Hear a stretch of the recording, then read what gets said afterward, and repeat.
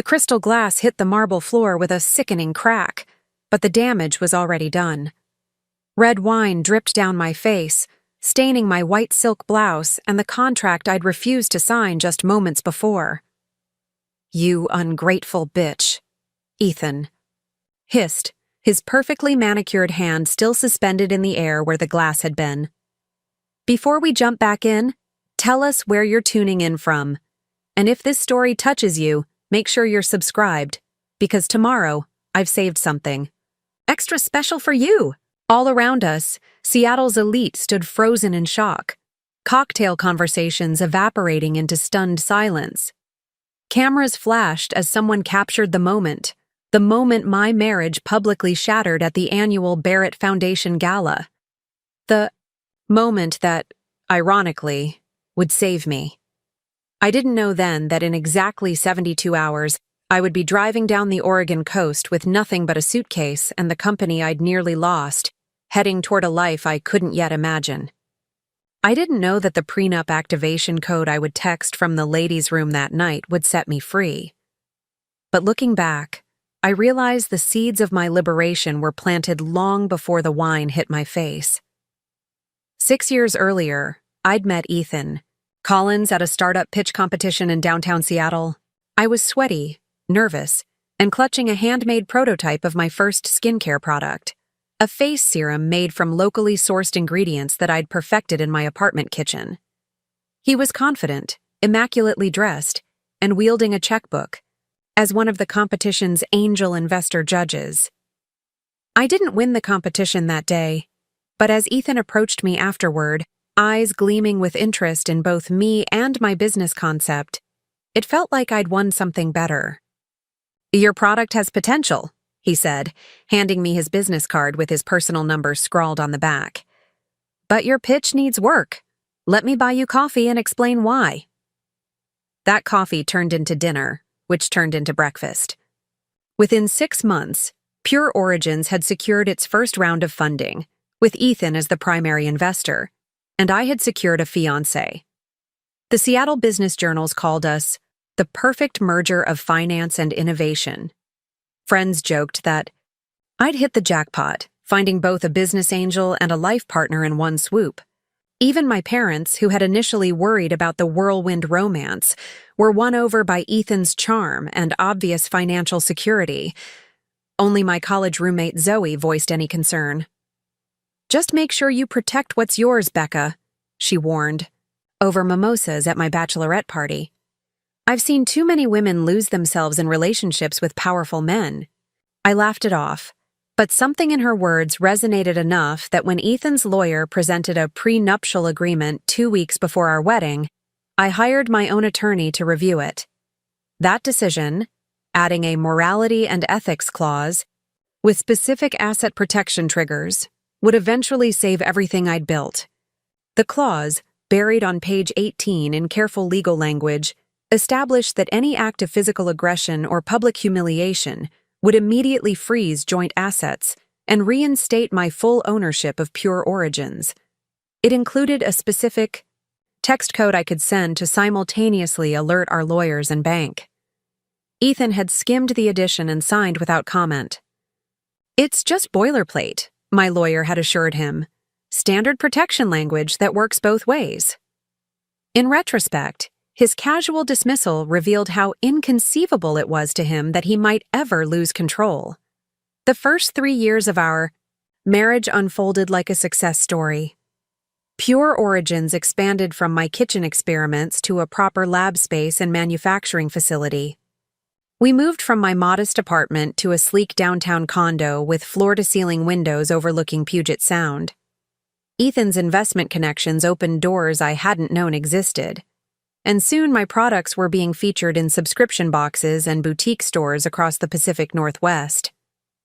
I was invited to entrepreneurial panels as a rising star in the natural skincare industry. Ethan beamed proudly from the audience, always ready to network on my behalf afterward. But even as the business grew, subtle shifts occurred in our relationship, so gradual I barely noticed them happening. It started with suggestions. "You should consider hiring Ryan for your sales team," Ethan would say, referring to a former colleague of his. Any contact should occur through proper channels. The response maintained boundary without escalation, neither fleeing nor engaging beyond necessary minimum. Ethan's expression tightened slightly, the practiced smile becoming fixed rather than fluid. His strategy required my participation in fabricated civility, my acceptance of pretense that our interaction constituted appropriate communication rather than deliberate boundary violation. "This is ridiculous, Rebecca," he said, voice dropping to intended intimacy that nevertheless remained audible to nearby witnesses. "We were married for years. Surely we can have a simple conversation without lawyers present. I've flown all this. Way to resolve things amicably." His framing deliberately mischaracterized the situation.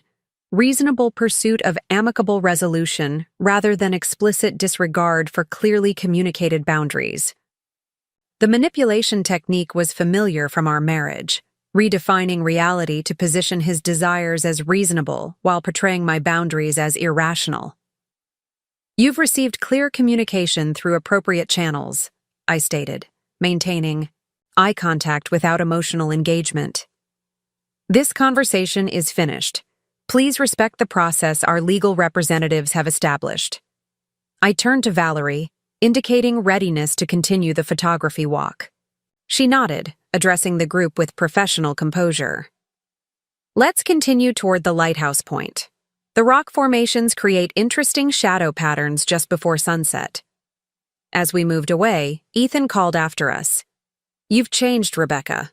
The woman I married would never have been so cold." The statement contained unintended truth that strengthened rather than undermined my resolve. I had indeed changed. Developed boundaries his controlling behavior had gradually eroded during our relationship, reclaimed agency his manipulation, had systematically undermined established identity independent of his approval or validation. The transformation he identified as negative divergence represented essential positive evolution. The photography walk continued without further incident, conversation gradually returning to technical aspects of sunset capture. Several participants positioned themselves unobtrusively between me and the cafe's direction, without explicit coordination. Intuitive, formation providing protection through collective presence. When the group dispersed near the gallery, Valerie and 2 others accompanied me to my car, maintaining casual conversation about upcoming exhibits while ensuring safe departure. "You handled that perfectly," Valerie commented as I prepared to drive home. Calm, clear, brief, exactly the right approach with boundary violators. Her matter-of-fact assessment normalized the experience, treating Ethan's appearance as manageable security situation rather than relationship drama. "Text when you're safely home. I'll alert Devin that our visitor has been sighted in town." The exchange reflected Cedar Cove's integrated support system, practical assistance without excessive emotional processing. Driving the coastal road toward the Washingtons' property, I experienced surprising emotional clarity rather than anticipated distress. The brief encounter had confirmed complete dissonance between Ethan's reality construction and my lived experience. His continued expectation of compliance with his preferences despite explicit boundary setting, his assumption that physical presence would override clearly communicated limits, his belief that emotional manipulation would supersede logical consequences. The interaction revealed not just unchanged controlling behavior, but fundamental failure to recognize my transformation. Eleanor waited on her porch despite the evening chill, Marcus visible through windows preparing tea inside. I provided brief, factual account of the encounter, describing Ethan's approach and my response without embellishment or interpretation. Preparing and narrating this story took us a lot of time, so if you are enjoying it, subscribe to our channel. It means a lot to us. Now back to the story. Or, that packaging looks amateur. My friend's design firm could help.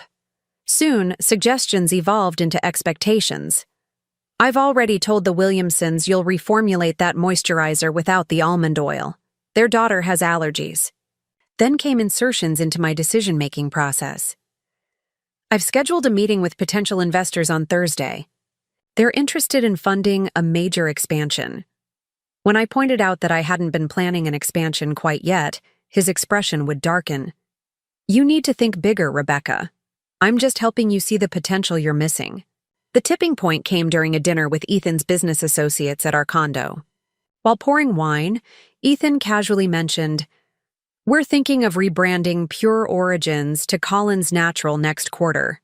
Something more family-oriented as we scale nationally." The glass in my hand froze halfway to my lips. This was the first. I'd heard of any rebranding, let alone a name that erased my creation and replaced it with his family name. Later that night, after everyone had left, I confronted him. "Pure Origins is my company, Ethan. I founded it before I met you. I never agreed to change the name." He looked genuinely confused by my objection. "But we're a family now, Rebecca. I've invested hundreds of thousands of dollars. My connections have built this company as much as your formulas have."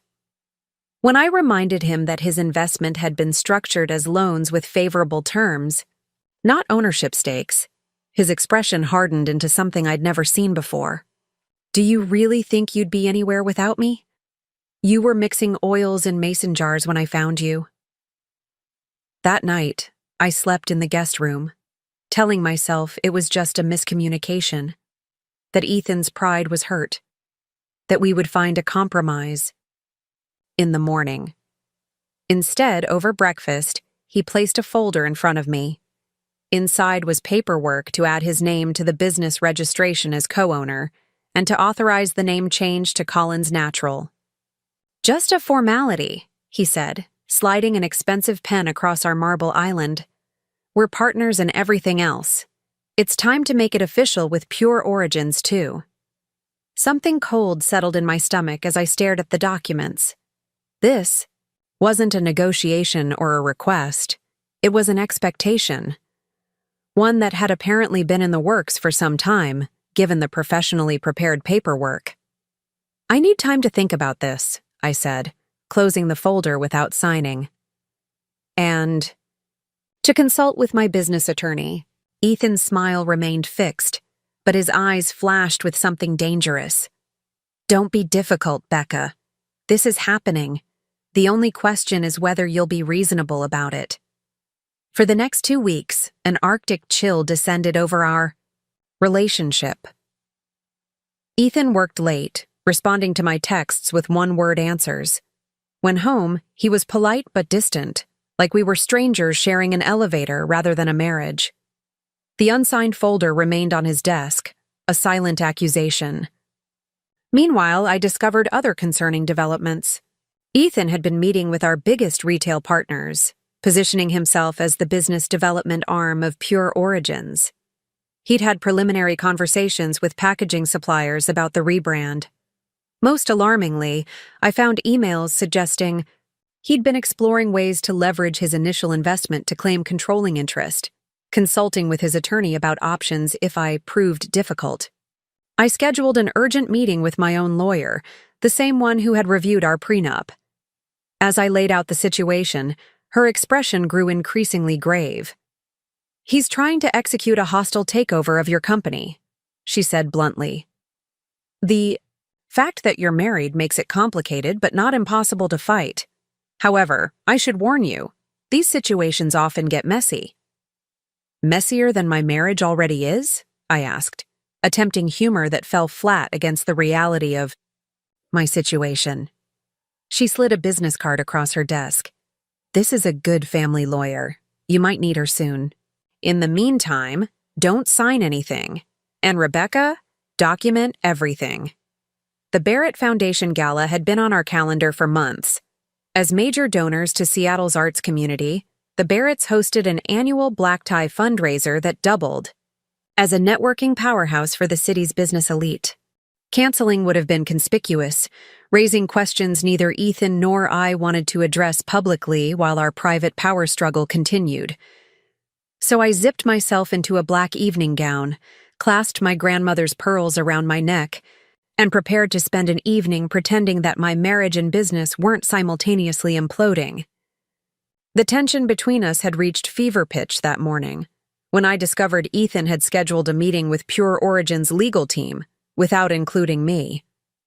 Just cleaning up some intellectual property questions, he'd claimed dismissively. When confronted. The Barrett mansion was ablaze with lights as we arrived, camera flashes popping as Seattle's wealthy and connected strolled the red carpet. Ethan placed his hand on the small of my back, the picture of the devoted husband. "Smile," he whispered through gritted teeth. "Everyone who matters in this city is watching." For 2 hours, we circulated separately through the crowd, each playing our public roles flawlessly while avoiding direct interaction. I was deep in conversation with a potential retail partner when Ethan appeared at my side, too bright smile fixed in place, champagne flute in one hand and a familiar folder in the other. "Perfect timing," he said smoothly. "I was just telling Charles here about our exciting rebranding plans." He placed the folder on a nearby high-top table and opened it to reveal the same ownership transfer documents I'd refused to sign weeks earlier. A fountain pen appeared in his hand. "Shall we make it official? Charles is a notary, conveniently enough." The trap was elegant in its simplicity.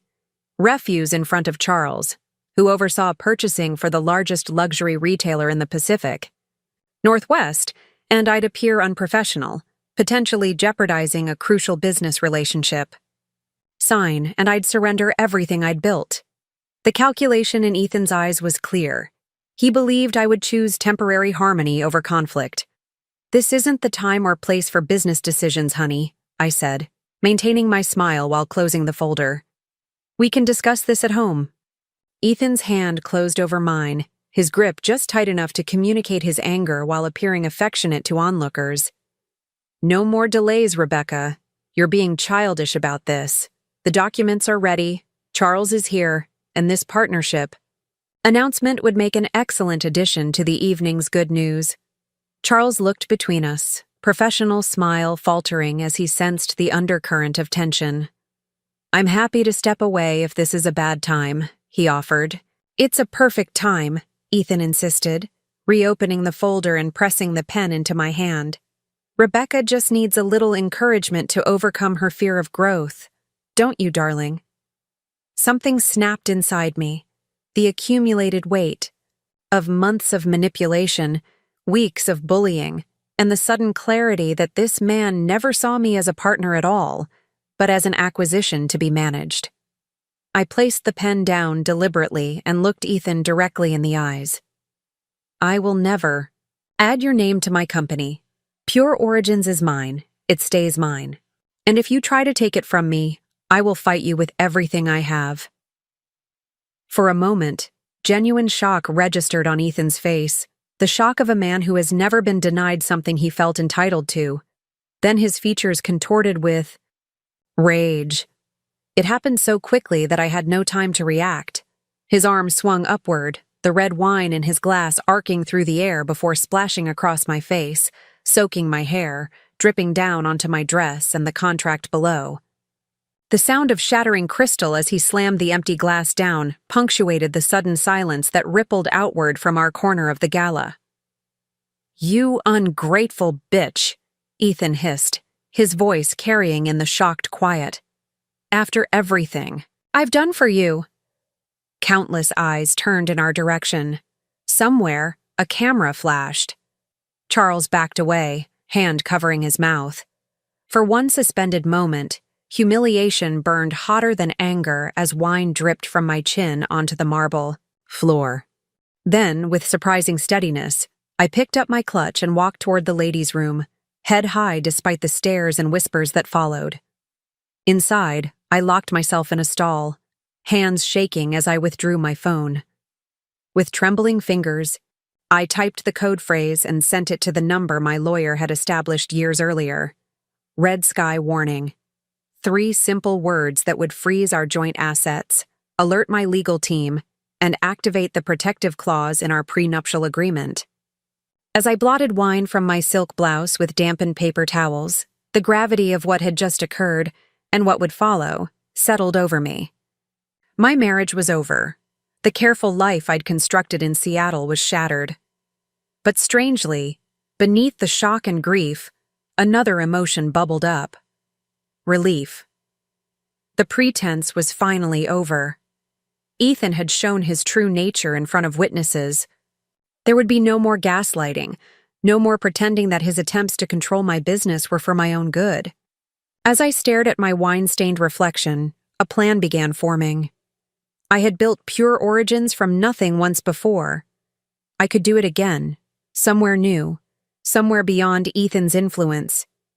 3 days later, after a flurry of emergency meetings, with attorneys and bankers, I packed a single suitcase into my car. My lawyer had worked miracles, leveraging the public nature of Ethan's outburst and the clearly documented history of his attempts to seize control of Pure Origins. The prenup's morality clause had performed exactly as designed, protecting my business assets while temporarily freezing everything else pending further legal proceedings. I had enough liquid funds to start over and the freedom to take my company, wherever I chose.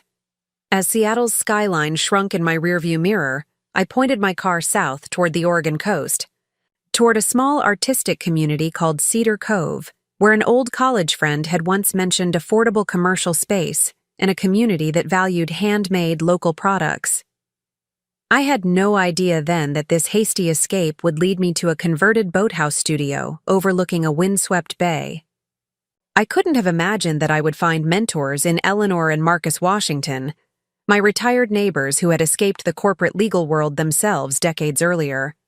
I didn't know that Cedar Cove's community of artisans would embrace both me and a reimagined Pure Origins, or that the local lavender and seaweed would inspire an entirely new product line that would eventually outperform anything I'd created in Seattle. All I knew, as I crossed the state line with tears and determination competing for dominance, was that for the first time in years, every decision about my future was truly mine to make. The road stretched before me, uncertain but full of possibility. The smell of wine still lingered in my hair, a final gift from the man who had tried to own me, the man who had instead set me free. The Oregon coastline unfurled before me like a promise, all misty cliffs and churning waves that seemed to embody the tumult in my own heart. My knuckles had turned white from gripping the steering wheel for the past 6 hours, as if holding on might somehow keep me from flying apart. The radio had long since faded to static, leaving me alone with thoughts that pinballed between panic and a strange, unfamiliar exhilaration. Twice I'd pulled over at rest stops, overtaken by waves of doubt so powerful they made my stomach heave. Both times my phone had lit up with Ethan's name, the coincidence feeling almost supernatural until I remembered the tracking app he'd insisted we both install for safety. I deleted the app in a gas station bathroom outside Portland, along with my social media accounts and email addresses that Ethan knew. My lawyer had advised creating this digital distance, explaining that men like Ethan rarely surrendered control willingly. "He'll try to pull you back into his orbit," she'd warned during our hurried meeting the morning after the gala.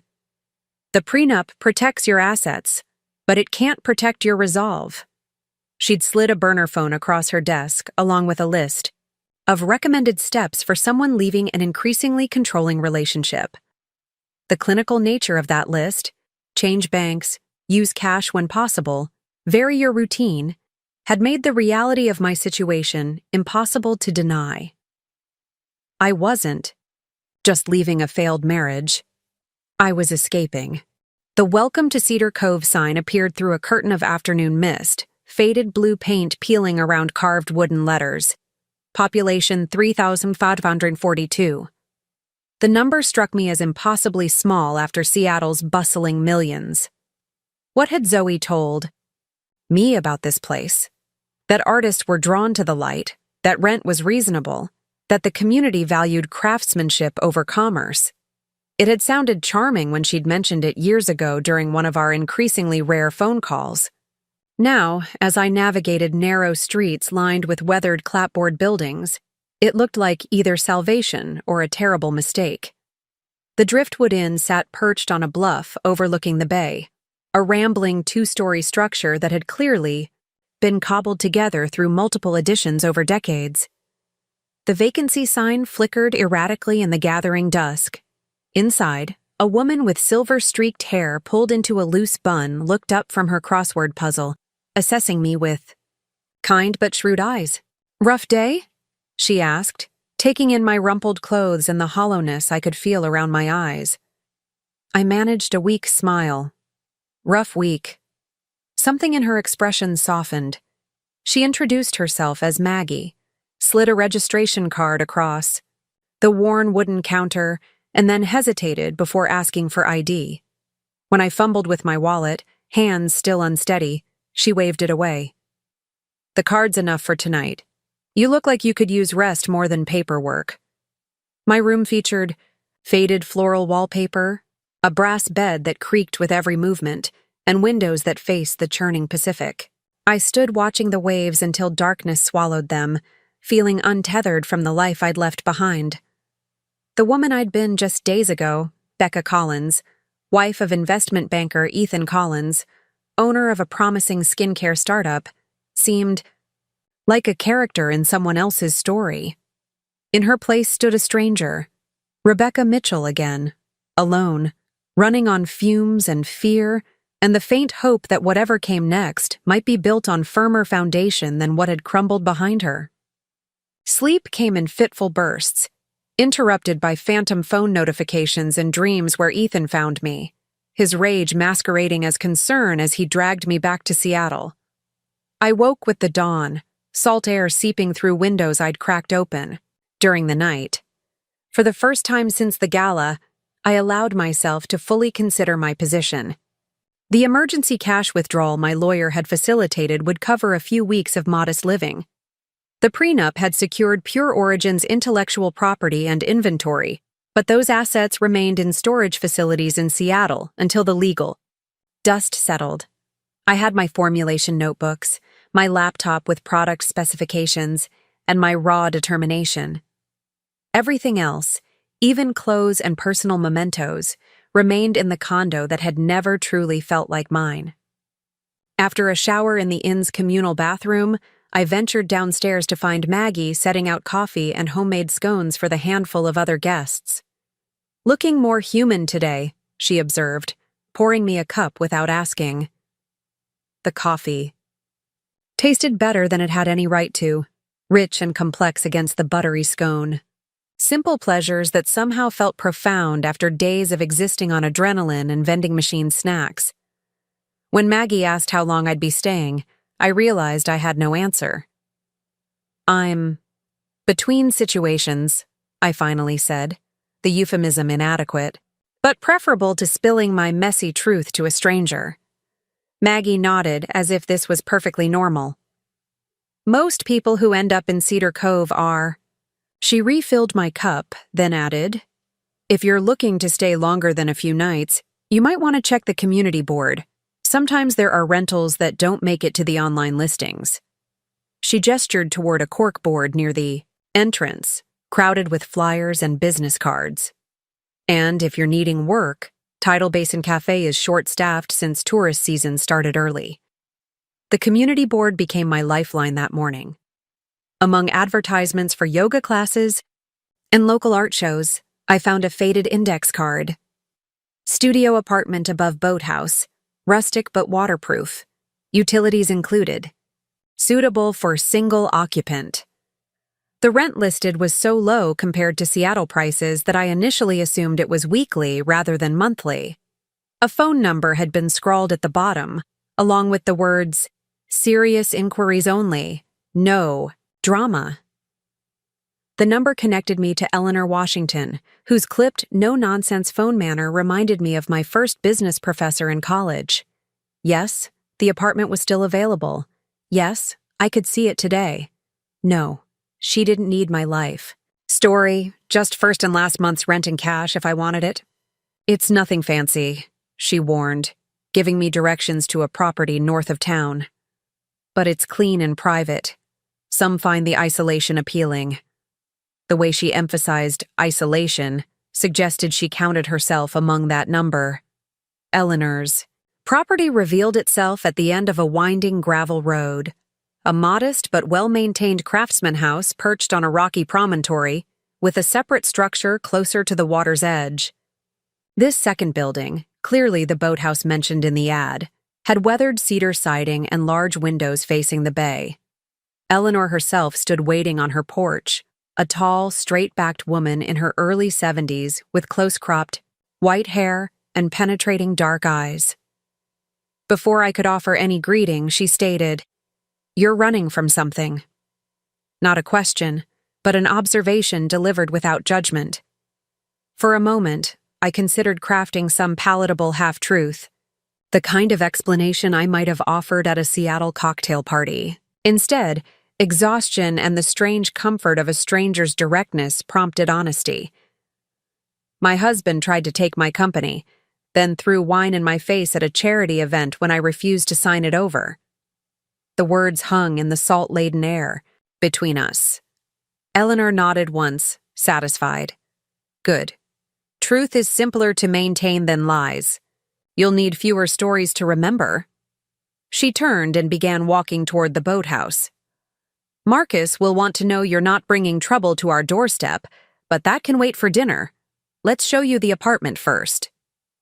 The apartment occupied what had once been storage space above the actual boathouse. A steep exterior staircase led to a door that opened directly into a single room with a kitchenette along one wall, a sleeping area defined by a privacy screen, and a tiny bathroom tucked under the eaves. What the space lacked in size or luxury, it made up for in character and light. Dormer windows faced the water, filling the room with shifting patterns as sunlight danced across the bay's surface. Simple, sturdy furniture, clearly chosen for function over fashion, included a writing desk positioned to take advantage of the view. Previous tenant was a poet, Eleanor explained, following my gaze to the desk. Found the water conducive to creativity. Left for an artist residency in New Mexico 3 weeks ago. She opened a closet to reveal a hot water heater and circuit panel. Building's been renovated with proper insulation, stays warm enough in winter. Wi-Fi reaches from the main house, passwords on the fridge. Questions? Did I have questions? 1,000. But none that mattered against the overwhelming sense that this place, this tiny, remote apartment with its expansive views and distance from Seattle, was exactly what I needed. I paid the deposit and first month's rent from my dwindling cash, reserves, signing a simple one-page lease that Eleanor produced from her pocket. No credit check, no references, no questions about employment or income stability. Just a human agreement between two women, one offering shelter and the other desperately needing a haven. "Dinner's at 6, Eleanor said as she handed me a set of keys. "Marcus makes a decent cioppino on Tuesdays. Nothing fancy, but there'll be plenty. Bring wine if you drink it, nothing red." The specific prohibition against red wine, delivered with a knowing look, confirmed that Eleanor had understood more from my brief explanation than I'd explicitly stated. Before I could respond, she was already heading back to the main house, her message clear. The invitation wasn't optional, and further discussion wasn't necessary. I spent the afternoon shuttling my meager possessions from car to apartment, each trip up the steep stairs a reminder of how little I'd managed to salvage from my previous life. When unpacked, my belongings occupied barely a quarter of the available storage. The remainder echoed with emptiness, a physical manifestation of all I'd left behind. In Seattle, Ethan and I had occupied a 3-bedroom condo filled with designer furniture and curated art. Here, my world had contracted to essential functions, a place to sleep, work, eat, and think. The lack felt oddly freeing rather than depriving. Each object I'd brought represented a deliberate choice made during those frantic packing moments: my most essential skincare formulation notebooks, the laptop containing my business plans and product specifications, clothes selected for practicality rather than impression, no stemware that required careful handling, no throw pillows chosen to complement wall colors, no objects maintained solely because they projected the correct image to visitors. just the basic architecture of a life I might rebuild. Standing at the window as afternoon light stretched golden fingers across the bay, I excavated this unfamiliar feeling: lightness. Despite everything, the public humiliation, the financial uncertainty, the grief of a marriage exposed as fundamentally fraudulent, I felt curiously unburdened. The sensation was so foreign that it took me several minutes to identify it as the absence of performance. For years, I'd been maintaining a carefully constructed version of Rebecca Collins, successful entrepreneur and perfect corporate wife. That persona had required constant, exhausting upkeep. Here, with no audience except seagulls and distant fishing boats, that performance could finally end. At 10 minutes to 6, I made my way to the main house, clutching a bottle of white wine.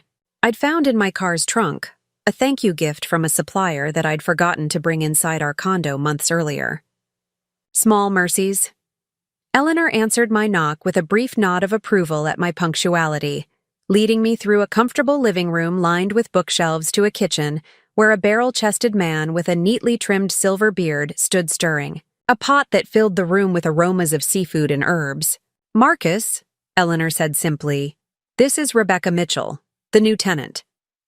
Marcus turned, assessing me with the same direct gaze his wife had employed earlier. Where her eyes had been coolly analytical, however, his held warmth and curiosity. "Welcome to our little corner of nowhere," he said, voice a rich baritone that matched his substantial presence. "Hope you like fish. Can't live on the Oregon coast and serve chicken on a Tuesday." Dinner unfolded with surprisingly easy conversation. Neither Eleanor nor Marcus pressed for details about my situation, but their measured questions about my business, my product philosophy, my long-term goals, created space for me to share what I felt comfortable revealing. I learned that Eleanor had been a corporate attorney specializing in intellectual property law before retiring early. Marcus had built a consulting practice helping small businesses navigate growth challenges, then sold the firm when Eleanor decided she'd had enough of Seattle's increasingly frenetic pace. 15 years ago, Marcus explained, refilling wine. "Glasses. We bought this place as a weekend retreat. Kept promising ourselves we'd spend more time here someday. Then Eleanor's doctor found an arrhythmia during a routine physical." He reached across the table to cover his wife's hand with his own, the gesture so naturally affectionate it made my throat tighten. Nothing life-threatening with proper management, but it clarified our priorities considerably. We realized someday needed to be immediately. "Best decision we ever made," Eleanor added. "Though I won't pretend the transition was smooth. We both missed certain aspects of our previous life. The intellectual stimulation, the sense of purpose." She studied me over the rim of her glass. "That's often the hardest part of major life. Changes, finding new purpose to replace what you've left behind." The insight struck with uncomfortable precision. Beyond escaping Ethan's control, I hadn't thought clearly about what came next. Pure Origins had been my purpose, my creative outlet, my professional identity. While the prenup had protected my ownership, the practical reality remained daunting. My production facility, suppliers, and distribution networks were all in Seattle, all temporarily inaccessible while legal proceedings unfolded. Could I rebuild from nothing in a town with barely enough population to support a farmer's market? "Rebecca," Marcus said, interrupting my spiraling thoughts, "Eleanor tells me you develop skincare products from natural ingredients." When I nodded, he continued, "There's someone you should meet. Iris Chen supplies botanicals to half the herbalists between here and Portland. Has greenhouses specializing in native medicinal plants? Remarkable woman, former biochemist who decided corporate pharmaceutical work was crushing her soul." "Marcus collects interesting people the way some collect stamps," Eleanor explained, with fond exasperation. "Can't help connecting the dots between them." She stood, beginning to clear dishes. "He'll insist on introducing you, so you might as well yield gracefully. Iris might actually be useful for your work, unlike most of his fascinating connections." Later, as I prepared to return to my new apartment, Marcus pressed a business card into my hand. "Iris's contact information. Tell her I sent you." He hesitated, then added with careful casualness, "The boathouse itself, the space below your apartment, has been used as a workshop before. Previous tenant never did much with it beyond storing kayaks, but it has decent plumbing and ventilation. If you were looking for product development space, it might serve." The offer, delivered without pressure or expectation, unlocked something that had been tightly coiled within me since leaving Seattle. "I'd need to see what equipment I could afford," I said, allowing myself to consider possibilities that had seemed impossible just hours earlier. "Start small. Basic formulations until I rebuild some capital." "Sound business approach," Marcus approved. "Start where you are, use what you have, do what you can." At my raised eyebrow, he chuckled. "Arthur Ashe said it first. Tennis player, with wisdom beyond his sport. Good night, Rebecca. Sleep well." I returned to my apartment under a canopy of stars, more visible here than they'd ever been in Seattle's light-polluted sky. The vastness above reflected the expansive uncertainty before me. But for the first time since Ethan's wine glass had shattered on that gala floor, the uncertainty felt less like an abyss and more like an uncharted sea. Navigable, perhaps, with the right map and compass. That night, I dreamed not of Ethan's rage or the spectacular implosion of my marriage, but of the boathouse below my apartment, transformed into a laboratory. Dream me moved confidently between workstations, mixing ingredients, harvested from Oregon's coast and forests.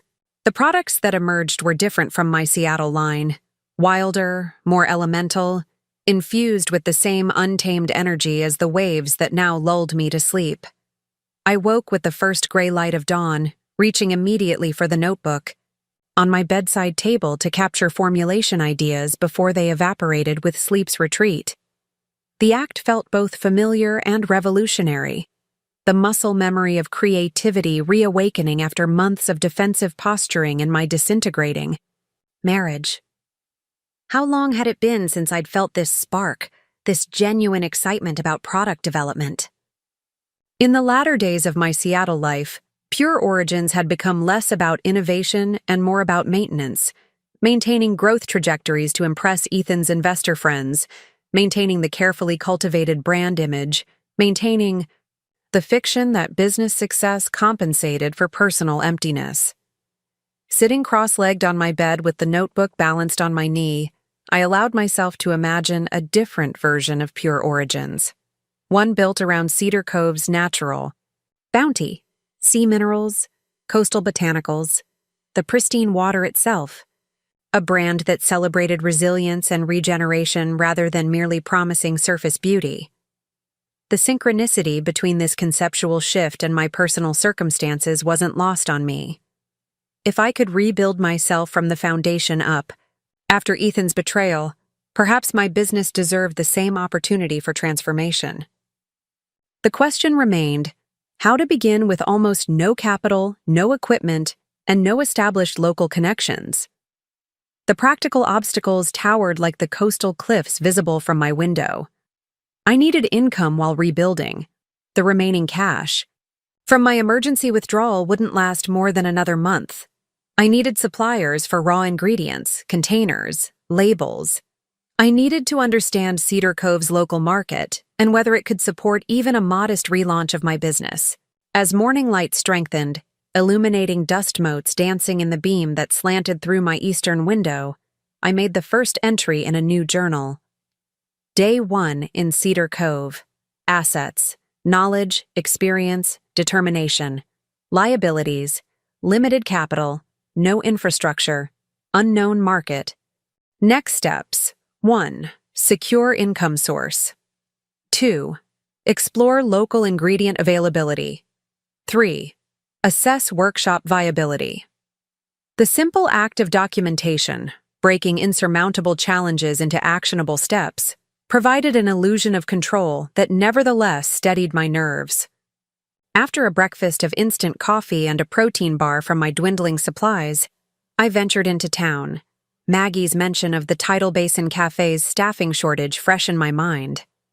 The cafe occupied a weathered blue building at the harbor's edge, its wide deck extending over the water on pilings darkened by decades of tidal cycles. Inside, mismatched tables and chairs created a hodgepodge charm augmented by local art covering every available wall space. Behind the counter, a harried-looking woman with a complex constellation of tattoos covering both arms juggled coffee orders while shouting instructions to an overwhelmed teenage boy operating the espresso machine. I waited until the morning. Rush subsided before approaching. "I heard you might need help," I said when the tattooed woman finally had a moment to breathe. She looked me over with the weary skepticism of someone who had hired and lost too many seasonal workers. "You have experience?" Before my marriage, during graduate school, I'd managed a coffee shop in Seattle's University District. The muscle memory of those years remained. The rhythm of drink preparation, the choreography of register and espresso bar, the delicate art of customer management. 3 years as a shift supervisor at Emerald City Coffee, I said, naming the shop that had helped finance my MBA. "I can make everything from basic drip to pour-overs, handle register operations, and train staff if needed." I deliberately omitted my more recent history: entrepreneur, formulator, wife of investment banker. None of those identities would serve me here, in this cafe with its chipped mugs and handwritten menu board. The woman, Lisa, according to her name tag, raised an eyebrow. "Bit overqualified for slinging coffee in a tourist town, aren't you?" When I didn't immediately respond, she sighed. "But beggars can't be choosers, and I'm definitely begging. Kyle's leaving for college in 2 weeks, and my other part-timer just eloped with a marine biologist." She grabbed an application form from beneath the counter. "Can you start tomorrow? Morning shift, 5:30 to 2. It's not glamorous, and tourists can be entitled nightmares, but tips are decent, and you get free food during your shift." Just like that, I had a job. Not the career I'd built in Seattle, not the creative work that had once defined me, but honest labor that would keep me fed and housed while I determined next steps. The immediacy of the solution to at least one pressing problem felt like confirmation that I'd made the right choice in coming to Cedar Cove. As I turned to leave, application completed and start time confirmed, Lisa called after me. "By the way, where are you staying? Housing's tight in summer." When I mentioned the boathouse apartment, her eyes widened slightly. "You're living with the Washingtons? How'd you manage that? They've turned down half the town looking for rentals." Before I could formulate a response that wouldn't reveal too much, she shook her head. "Never mind, not my business. But if Eleanor Washington has decided you're acceptable, your stock just rose considerably around here. That woman has the most finely calibrated bullshit detector on the Oregon coast." The observation stayed with me as I continued exploring the town that had become my unexpected refuge. Cedar Cove's main street comprised barely 3 blocks of businesses: the cafe, a bookstore, a hardware shop, art galleries, a grocery co-op, and various tourist-oriented boutiques selling coastal-themed trinkets and apparel. The year-round population clearly expanded significantly during summer months, with visitors drawn to the dramatic coastline and the arts community that had established itself over decades. At the co-op, I found a help-wanted notice similar to the cafe's part-time inventory manager needed immediately. The position would complement rather than conflict with my cafe hours. On impulse, I inquired inside, where the manager, a gentle-voiced man with gray dreadlocks secured in a neat bundle, seemed almost pathetically grateful for my interest and business background. By lunchtime, I had secured 2 part-time jobs. That together would cover my modest living expenses. The achievement felt simultaneously liberating and humbling. Freedom from immediate financial panic purchased at the cost of professional identity. With basic survival needs addressed, I turned my attention to the second task on my list: exploring local ingredient availability. Iris Chen's business card burned in my pocket, Marcus's introduction offering a potential shortcut into the local supply community. But as I stood outside the converted warehouse that housed the co-op, another impulse seized me, to directly experience the natural bounty of this new environment, before filtering it through someone else's expertise. I followed a trail marked by a weathered wooden sign reading, Tide Pools, 1.2 miles, the path winding down through wind-sculpted pines to a rocky beach different from the tourist-friendly strands closer to town.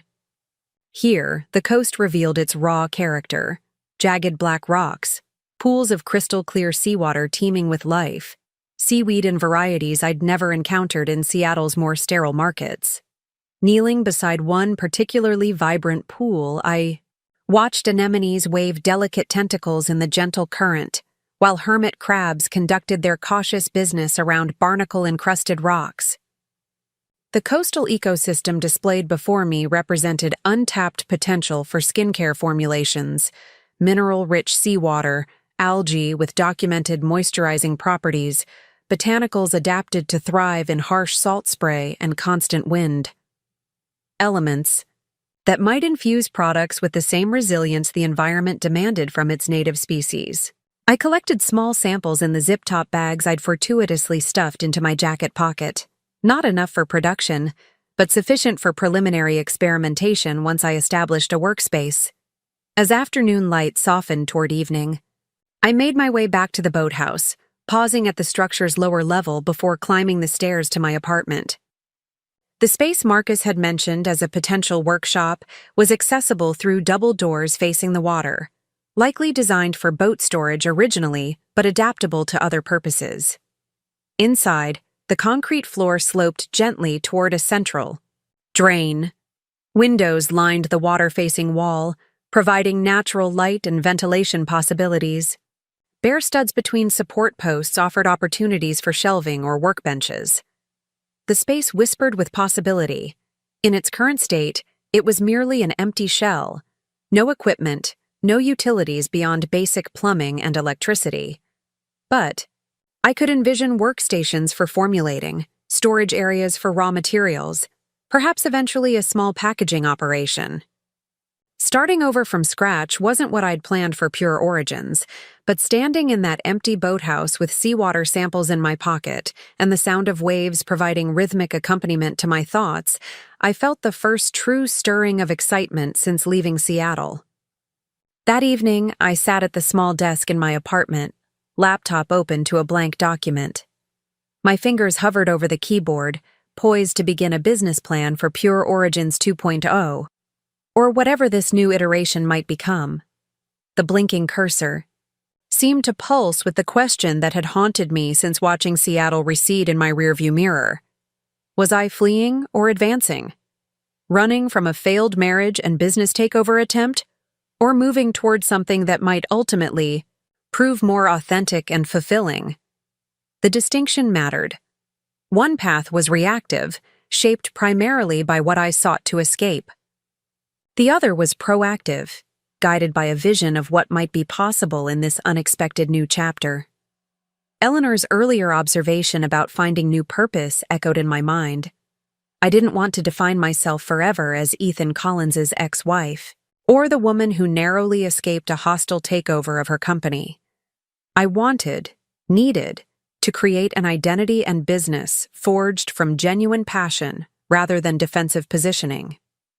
With sudden clarity, I typed the document title, Pure Origins, Coastal Regeneration. Below it, a mission statement began to form. Not a complete business plan yet, but a declaration of intent. Harnessing the resilience of Oregon's coastal ecosystems to create skincare that supports natural regeneration and adaptation. Products developed in harmony with local environments, contributing to, rather than extracting from, the communities that inspire them. The words felt right, aligned with both my personal journey and the business philosophy I'd always aspired to, but had compromised in subtle ways during my marriage. With Ethan's influence removed, with the pressure to scale rapidly for investor satisfaction eliminated, I could return to first principles, quality over quantity, sustainability over rapid growth, authentic connection over market positioning. Whether this vision would translate into commercial success remained uncertain, but for the first time since the gala's red wine had stained my blouse in clarity, the path forward felt authentic to my core values. A knock at my door startled me from my planning reverie. Eleanor stood on the landing, a canvas grocery bag in one hand. "Thought you might need provisions," she said, handing me the bag without ceremony. Inside, I found basics: coffee, eggs, bread, fruit, granola, the staples of a temporary kitchen. The thoughtfulness of the gesture, coming from a woman who projected such self-contained strength, caught me off guard. "Thank you," I said, emotion thickening my voice. "For everything. The apartment? Dinner last night? This?" I gestured with the bag. "I keep finding myself without adequate words lately. That's new for me." Eleanor's expression softened marginally. Major life disruptions have that effect. Strip away our practiced vocabularies, force us back to essentials. She turned to leave, then paused. "Marcus mentioned you might be interested in the boathouse space. If so, we should discuss terms. No rush. Take time to be certain it meets your needs." With that, she descended the stairs, leaving me once again marveling at the Washington's particular blend of boundary and generosity. That night, as I made a simple dinner from Eleanor's provisions, my phone, the new one unknown to Ethan, chimed with a text from my lawyer. "Preliminary hearing scheduled. E. Contesting prenup clause activation. Claims incident was momentary frustration, not qualifying aggression. Evidence and witnesses strong on our side. Updates as available. Stay well. Stay hidden." The message crystallized something I'd been feeling since arriving in Cedar Cove. This wasn't merely a temporary refuge, but potentially a long-term relocation. Whatever legal resolution eventually emerged, returning to Seattle would mean re-entering Ethan's sphere of influence. Something my emerging sense of self-preservation recognized as dangerous, regardless of judicial outcomes. The realization should have been frightening, this confirmation that I was truly starting over rather than briefly regrouping. Instead, as I looked around the small apartment with its expansive views and promise of self-determination, I felt the final pieces of my decision locking into place. Cedar Cove hadn't been in any 5-year plan. The Boathouse Workshop wasn't the state-of-the-art lab I'd once envisioned for Pure Origin's expansion. Serving coffee wasn't the career trajectory I'd mapped after earning my MBA. But the path that had led me here, however painful and unplanned, offered something my carefully constructed former life had increasingly lacked: the opportunity to build something authentic, aligned with my values rather than someone else's expectations. The chance to discover who Rebecca Mitchell might become when not defined as an extension of Ethan Collins's ambitions. Tomorrow would bring the first morning shift at the cafe, the beginning of an income stream independent of my soon-to-be ex-husband. The day after, I would call the number on Iris Chen's card, exploring local botanical possibilities with a former biochemist who had similarly chosen purpose over prestige. The following week, I would discuss terms for the Boathouse Workshop with the Washingtons, beginning the slow process of rebuilding Pure Origins from its essential elements, each step small, each decision mine alone. The complexity of emotions this new reality evoked, grief and liberation, anxiety and anticipation, seemed perfectly matched to the view outside my window, where moonlight now silvered the bay's surface. Depths concealed beneath seemingly simple beauty, constant movement beneath apparent stillness, the next wave already forming as the current one reached shore. I closed my laptop, my mission statement and nascent plans saved but incomplete. Tomorrow would be time enough to continue building. Tonight was for acknowledging the foundation already laid in these first crucial days of my Cedar Cove rebirth. The first week at Tidal Basin Cafe passed in a blur of steam and coffee grounds. I fell into the rhythm of early mornings, rising at 4:30 a.m., watching dawn break over the water during my walk to town. and arriving in time to start the industrial coffee makers before the first fisherman appeared seeking caffeine before heading out to sea. There was something grounding about the physical nature of the work, so different from the executive decisions and investor meetings that had dominated my Seattle existence. My hands developed calluses from handling hot equipment rather than paper cuts from contract reviews. My feet ached from standing rather than from designer heels. The simplicity felt like meditation after years of complexity. Lisa, the cafe owner, watched me with increasing approval as I mastered her ancient espresso machine and developed rapport with the regulars.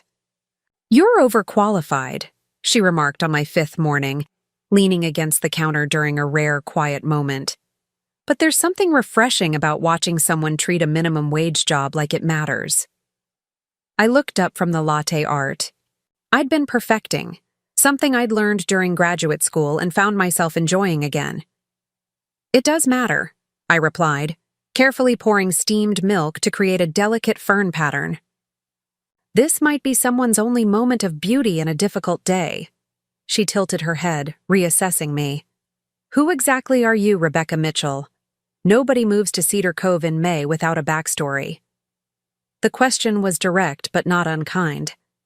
I'd been fielding similar inquiries all week, from customers curious about the new face, from my coworker Kyle who found my competence suspicious, from vendors making deliveries.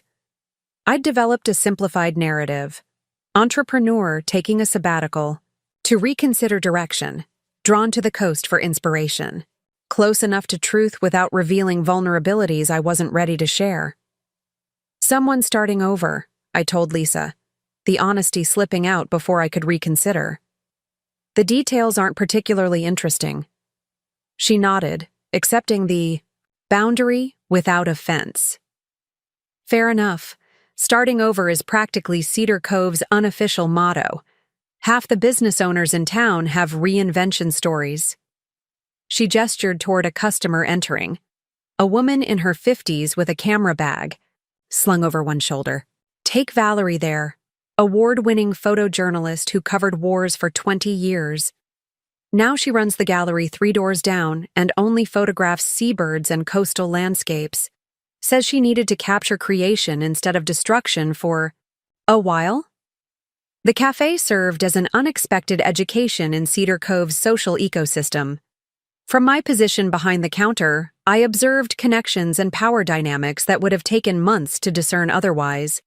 The town operated on relationships, more than transactions. Favors exchanged, skills bartered, reputations carefully maintained across years. Artists and craftspeople dominated the permanent population, supplemented by fishing families with generational claims to the harbor, and a small professional class providing essential services. Tourism sustained the economy, but didn't define the community's character. Most notably, Eleanor and Marcus Washington occupied a position of quiet influence I hadn't immediately recognized. References to them peppered conversations. Marcus's business advice sought before major decisions, Eleanor's legal insights deferred to in community disputes. They weren't wealthy by Seattle standards, but their combination of expertise, integrity, and selective engagement made them something rarer, respected elders whose approval carried weight. The realization that they had extended protection over me simply by accepting me as a tenant explained the careful courtesy I received from locals, despite my newcomer status. My afternoon shifts at the co-op offered different insights. While the cafe connected me to Cedar Cove's social fabric, the co-op revealed its economic underpinnings. Working inventory exposed me to the region's agricultural producers, artisanal food crafters, and botanical suppliers. Alan, the dreadlocked manager, quickly recognized my business background and began delegating responsibilities beyond simple stock management. Vendor negotiations, ordering optimization, display arrangement. The work was engaging without being consuming, allowing mental space to continue developing plans for Pure Origins revival. Nearly 2 weeks into my Cedar Cove existence, I finally called the number on Iris Chen's business card. A brisk, no-nonsense voice answered, clearly accustomed to efficient communication. West Coast Botanicals. When I mentioned Marcus's referral, her tone warmed marginally. The Washingtons have good judgment about people. What can I help you with? I explained my background in natural skincare formulation and interest in local ingredients, carefully avoiding specifics about my circumstances. Iris listened without interruption, then said simply, "Come see the operation tomorrow. Bring appropriate footwear. We start at 7. We start at 7 proved to be an understatement. When I arrived at the address Iris had provided, a former dairy farm several miles inland from the coast, I found her already deep into the day's harvest, directing 3 workers collecting flowering herbs from meticulously maintained beds. Iris herself defied easy categorization. Late 50s with silver-streaked black hair pulled into a practical bun, wearing mud-spattered boots and cargo pants while consulting planting charts on a high-end tablet. She acknowledged my arrival, with a nod before handing me gardening gloves. Observation happens alongside work here. Help Thomas with the calendula while we talk. For the next 3 hours, I harvested delicate orange blossoms while Iris moved between greenhouses and outdoor growing areas, explaining her operation in precise, technical terms that revealed her scientific background. West Coast Botanicals supplied medicinal herbs and specialty botanicals to herbalists, small-batch beauty companies, and high-end restaurants throughout the Pacific Northwest. Unlike larger commercial operations, Iris maintained heirloom varieties and specialized in plants with specific medicinal or cosmetic applications, many cultivated using traditional techniques from her Chinese heritage, alongside modern sustainable farming practices. Most commercial suppliers force rapid growth through artificial conditions, she explained, examining seedlings in a humidity-controlled greenhouse. It increases yield but compromises phytochemical profiles. The compounds that make botanicals effective for skincare or medicine develop in response to environmental stressors, variable weather, insect pressure, competition with other plants. Perfect growing conditions produce weak chemistry. The observation struck me as both scientifically sound and metaphorically resonant with my own situation. Stress forcing stronger development. Over lunch, a simple but perfect meal of vegetables harvested minutes earlier, Iris asked pointed questions about my formulation approach and ingredient standards.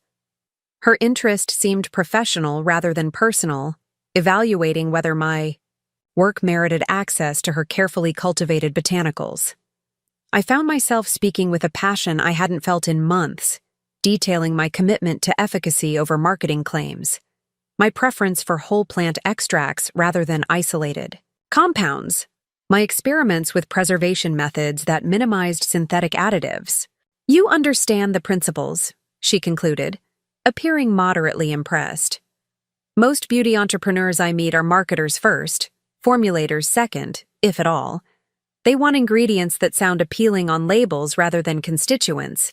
That functions synergistically." She studied me over her teacup. "The Washingtons mentioned you're establishing a workspace in their boathouse.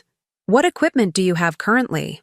When I admitted to having nothing beyond formulation notebooks and raw material samples, she nodded as if confirming a suspicion. "Starting from 0. She rose from the table, gesturing for me to follow her to a storage building behind the main barn. Inside, amid neatly organized shelves of dried botanicals, stood laboratory equipment: scales, hot plates, glassware, a small centrifuge. My previous lab setup before I expanded 3 years ago. Not state-of-the-art, but functional for small batch development. It's been collecting dust. You can use it until you're established enough to invest in your own." The unexpected generosity left me momentarily speechless.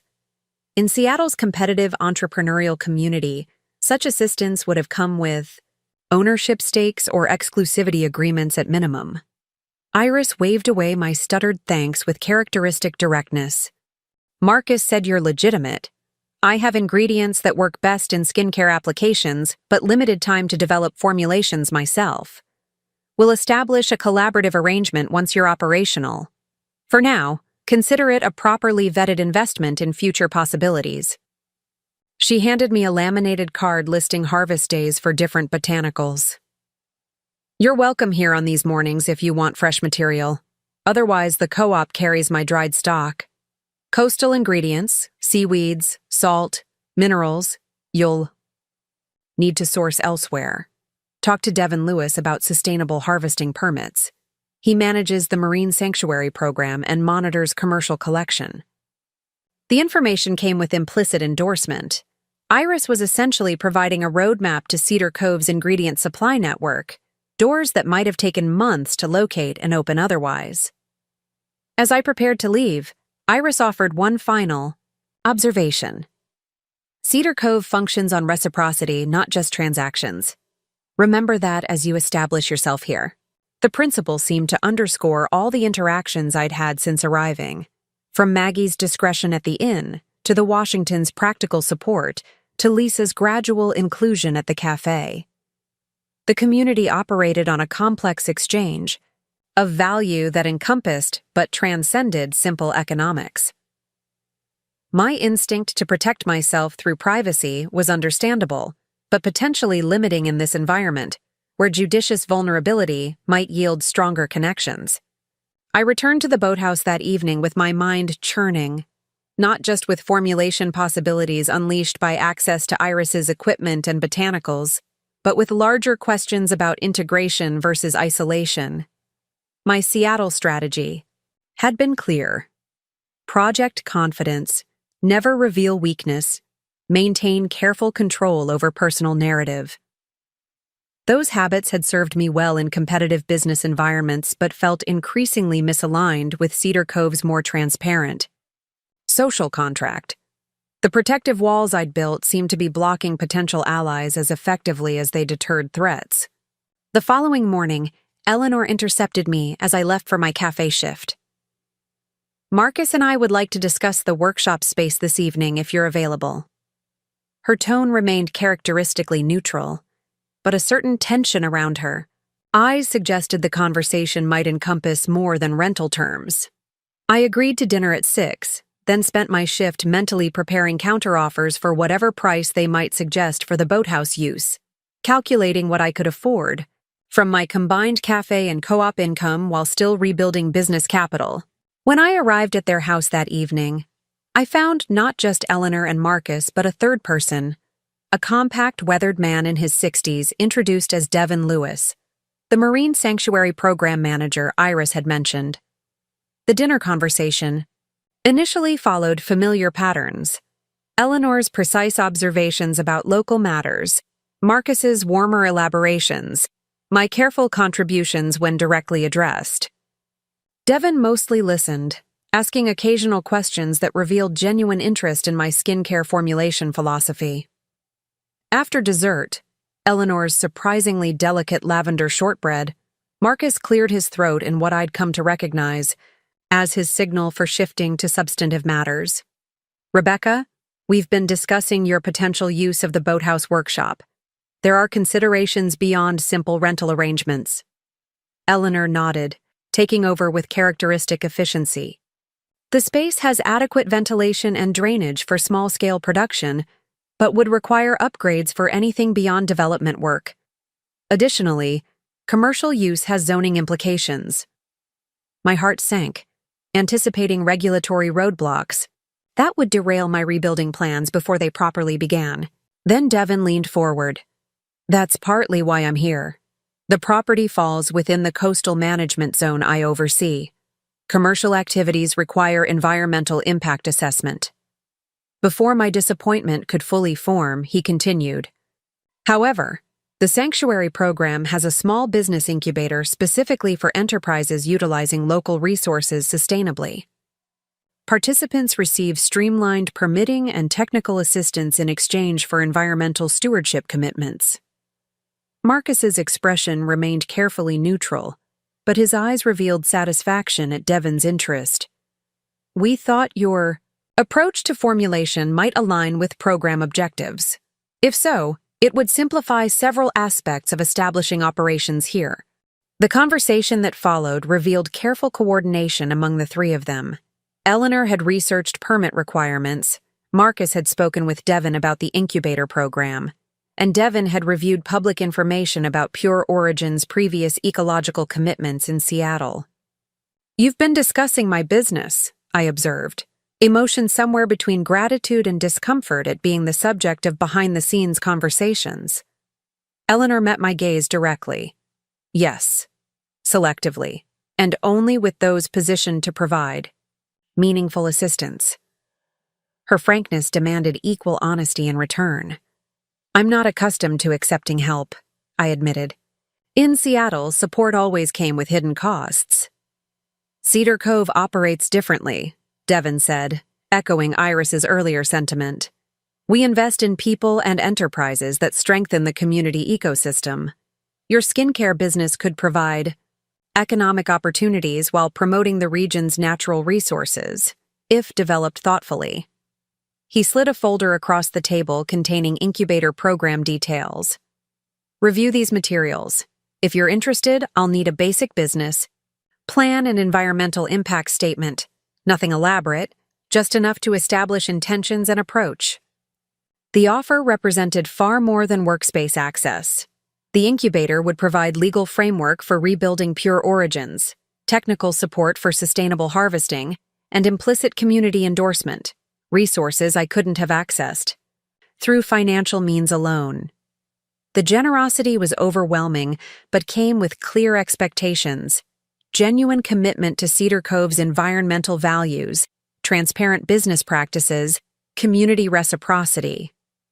Not obligations to any individual, but to the social ecosystem I sought to join. My response came easier than expected. "I'd be honored to apply for the incubator program. My business has always prioritized sustainability, but developing formulations, specifically centered on local coastal ecosystems, would allow deeper integration of those values." The words felt simultaneously professional and deeply personal. The first time since arriving in Cedar Cove that I'd spoken about my work without carefully maintained barriers between business and identity. After Devin left, Marcus refilled wine glasses while Eleanor retrieved a simple contract from her office, a month-to-month agreement for the boathouse workshop at a rate significantly below market value for commercial space.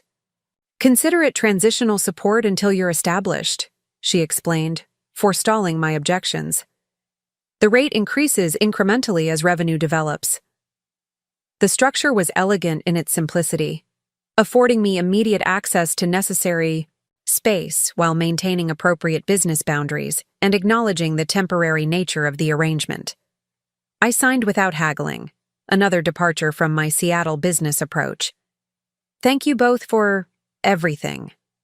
The inadequacy of the phrase hung in the air until Marcus chuckled. "You're still cataloging the everything, I imagine. Takes time to recognize the full scope of major life transitions." His perception was unnervingly accurate. Each day in Cedar Cove revealed new dimensions of what I'd left behind and what might be possible ahead. A constantly shifting inventory of losses and gains that defied simple calculation. Eleanor studied me with unusual openness. "You remind me of myself 30 years ago. Different circumstances but similar essence. Professional woman accustomed to controlling variables suddenly navigating unpredictable terrain." The comparison startled me. Not just the personal observation from typically reserved Eleanor, but the implied journey from my current uncertainty to her evident self-possession. "Does it get easier?" I asked, the question emerging more vulnerable than intended. "Not easier," she replied after consideration. "More authentic. The energy previously devoted to maintaining facades becomes available for actual living." She glanced at Marcus, their decades of partnership evident in the look that passed between them. "We've found that sufficient compensation for increased complexity." The conversation shifted to practical matters, workshop key arrangements, utility access, storage considerations, but Eleanor's observation lingered as I walked back to my apartment under a canopy of emerging stars. Authenticity as an alternative to control. The concept challenged fundamental assumptions that had guided my personal and professional development. In Seattle, I'd achieved success precisely by controlling variables: brand messaging, product quality, professional image, even my marriage presentation. The approach had built Pure Origins into a valuable business, but had ultimately failed to protect what mattered most when Ethan decided to seize control. The following week unfolded with new purposefulness. Mornings at the cafe, afternoons at the co-op, evenings, and one precious day off dedicated to establishing my workshop and developing application materials for the Sanctuary Incubator Program. Iris's equipment, transported by Marcus's pickup truck and installed with his practical assistance, transformed the empty boathouse into a functional development space. Basic shelving constructed from reclaimed wood provided storage for the botanical samples I'd begun collecting. Seaweeds harvested under Devon's guidance, coastal plants identified during walks with a local herbalist Iris had introduced, minerals extracted from clay deposits along specific beaches. Each interaction expanded my understanding of Cedar Cove's interconnected systems. The herbalist who showed me sustainable harvesting techniques purchased her honey from a beekeeper who bought coffee exclusively from Lisa's Cafe. The woodworker who helped install shelving traded services with the fisherman who supplied the restaurant that ordered produce from Iris's farm. The economy functioned on relationships as much as currency, a complex web of reciprocity that provided resilience against market fluctuations affecting tourist-dependent businesses. 3 weeks into establishing my workshop, I experienced a breakthrough that crystallized the direction for Pure Origins' rebirth. Experimenting with a seaweed harvested from a specific cove, I discovered that traditional extraction methods failed to capture its most beneficial compounds. On impulse, I adapted a technique mentioned in one of Marcus's books on indigenous coastal traditions, a cold infusion process using locally harvested salt and moonlit timing. The resulting extract possessed remarkable properties: exceptional hydration capacity, noticeable skin barrier repair effect, and a faint natural iridescence that no synthetic additive could replicate. Working through the night, I incorporated the extract into 3 sample formulations: a lightweight face serum, an intensive repair mask, and a protective balm for wind-chapped skin. Each product embodied a different aspect of coastal resilience: the serum's adaptability, the mask's regenerative capacity, the balm's protective barrier. Together, they represented not just skincare, but a philosophy: working with environmental challenges rather than against them, finding strength through flexibility rather than rigid resistance. The next afternoon, I brought samples to the Sanctuary office where Devon was reviewing my incubator application. He examined the products with scientific interest, noting the extraction method's alignment with traditional ecological knowledge his program sought to preserve. When he applied a small amount of balm to his weather-roughened hands, his eyebrows rose at the immediate improvement in texture and comfort. "This is different from conventional products," he observed. "Less about disguising damage, more about supporting natural recovery processes." "Exactly," I confirmed, the direction suddenly clear. Pure Origins, coastal resilience, skincare inspired by ecosystems that thrive despite constant challenge, salt spray, wind erosion, tidal disruption, formulations that support skin's innate capacity for adaptation rather than imposing artificial solutions. The concept represented both continuity and evolution from my original brand vision, maintaining core values of natural efficacy while embracing a deeper ecological framework that reflected my own journey from disruption to renewal. Devon nodded slowly. That narrative connects personal care to environmental stewardship in compelling ways. Perfect alignment with Sanctuary program objectives. He made notes in my application file, then looked up with unusual animation. The summer artisan market is happening in 3 weeks. Established vendors are already selected, but the community booth has space for incubator participants to share product concepts and gather feedback. Would be valuable market research for your sanctuary application. The invitation represented my first public presentation of Pure Origin's new direction, a significant step from private development to community engagement. I'd need to prepare proper samples, informational materials. I began calculating necessary steps, mind racing with logistics. Devin smiled slightly. Talk to Valerie at the photography gallery. She coordinates the community booth and has a background in brand presentation. And Rebecca? I looked up from my mental planning. This is how Cedar Cove works. We connect people who should know each other. The introduction itself is valuable currency. That evening, I entered Coastal Light Photography Gallery 15 minutes before closing time. Valerie, the former war photographer Lisa had pointed out at the cafe, looked up from her computer with professional assessment. You must be Rebecca. Devin called about the market booth. Her directness reminded me of Eleanor's, though warmth animated her expression where Eleanor projected reserve. Come see what you're working with. She led me to a back room where promotional displays and marketing materials for various local artisans were organized with gallery-worthy precision.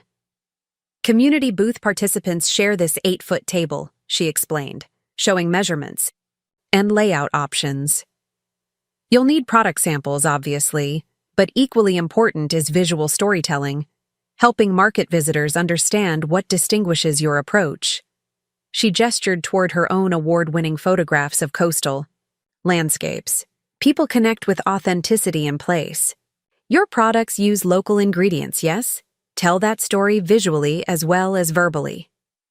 For the next hour, Valerie offered practical guidance on display design, material selection, and visual storytelling techniques, professional expertise that would have cost thousands in consulting fees in Seattle, provided here through simple collegial generosity. When I tried to thank her, she shrugged. Cedar Cove survives because we amplify each other's work. Your success potentially benefits my gallery visitors seeking local gifts, basic ecosystem functionality. The market preparation added intensity to days already filled with cafe shifts, co-op inventory, and formulation refinement. Lisa adjusted my schedule without complaint when I explained the opportunity. Alan at the co-op offered display materials, left from previous events. Iris provided pristine botanical samples to illustrate key ingredients. The Washingtons said little but expressed support through practical assistance. Marcus constructing a collapsible display shelf. Eleanor reviewing product descriptions for clarity and compliance with cosmetic regulations. 3 days before the GIA market, I received an unexpected text from my Seattle lawyer. Settlement conference scheduled next month. E's legal team proposing division of Pure Origin's IP and market territories. Clearly recognizes brand value. Need your position on acceptable terms. The message yanked me back into the reality I'd been gradually reshaping, the legal proceedings continuing in my absence, Ethan's strategic maneuvering, decisions required about the business incarnation I'd built before Cedar Cove. The timing created a clarifying moment. The original Pure Origins represented significant value, established market presence, customer loyalty, distribution relationships. A reasonable settlement might include substantial financial compensation and retained rights to certain product lines. The pragmatic business decision would be strategic compromise, securing assets while minimizing ongoing conflict. Yet something in me balked at the thought of Ethan controlling any aspect of what I'd created, of seeing products I'd formulated marketed under his influence. I found myself walking along the shoreline that evening, watching waves reshape the beach with each advancing and retreating cycle. The natural rhythm suggested a different approach to conflict resolution, not rigid defense of territory, but fluid adaptation to changing conditions. Perhaps the answer wasn't fighting to preserve Preeth and Pure Origins intact, but allowing that business incarnation to conclude its natural cycle while focusing energy on the new growth already emerging in Cedar Cove. My response to my lawyer reflected this shift in perspective. Not interested in divided territories or shared IP. Prefer clean break. will surrender Seattle formulations and brand applications in exchange for full ownership of all new developments and financial compensation. For established value, draft settlement on these terms. I'm building something new. The decision felt simultaneously like surrender and liberation, acknowledging real losses while refusing to remain tethered to battle lines drawn in the past. The morning of the artisan market dawned with coastal fog that gradually yielded to brilliant sunshine, weather that mirrored my own emotional state as I transported carefully prepared samples and display materials to the town square. The event occupied the heart of Cedar Cove, with established artisans in individual tents surrounding a central community pavilion hosting newer ventures. Valerie efficiently directed setup of the shared table, positioning Pure Origins, coastal. Resilience between a honeycomb candle maker and a driftwood jewelry artisan. My display reflected weeks of integration into Cedar Cove's aesthetic and values. Glass bottles containing serum and balm wrapped in hand-pressed seaweed paper, ingredient sourcing mapped on recycled nautical charts, photographs of harvest locations, paired with microscope images of extracted compounds. The presentation told a story of connection between personal care and environmental stewardship, between scientific formulation and traditional ecological knowledge, between individual resilience and community regeneration. The market opened. At 10, visitors gradually filtering through display areas with the leisurely pace of summer tourists mixed with the purposeful shopping of locals. My first interested browsers approached tentatively, drawn by the unusual botanical display. They listened to my explanation of coastal-inspired formulations with polite interest that transformed to genuine engagement when they experienced the products directly. The unexpected silkiness of seaweed extract, the immediate comfort of wind protection, balm, the subtle natural fragrance of shore herbs. By noon, a small crowd regularly gathered around my section of the community table. Word had apparently spread about the seaweed skincare being offered by the new woman at the Washington's Place. I recognized cafe regulars, co-op customers, and various Cedar Cove residents I'd encountered during my 6 weeks in town. They tested samples, asked thoughtful questions, and offered surprisingly technical feedback about texture preferences and packaging functionality.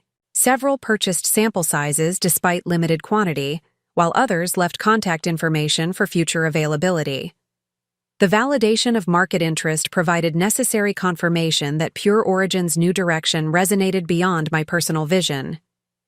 Cedar Cove represented a dramatically different market from Seattle's status-conscious urban professionals, but these customers demonstrated sophisticated understanding of natural formulations and willingness to support quality local production. The financial scale would never match my previous operation, but the business model offered something potentially more valuable: sustainability independent of constant growth pressure. Late in the afternoon, as market activity reached peak intensity, I looked up from a conversation with a potential customer to find a familiar figure standing at the edge of my display area.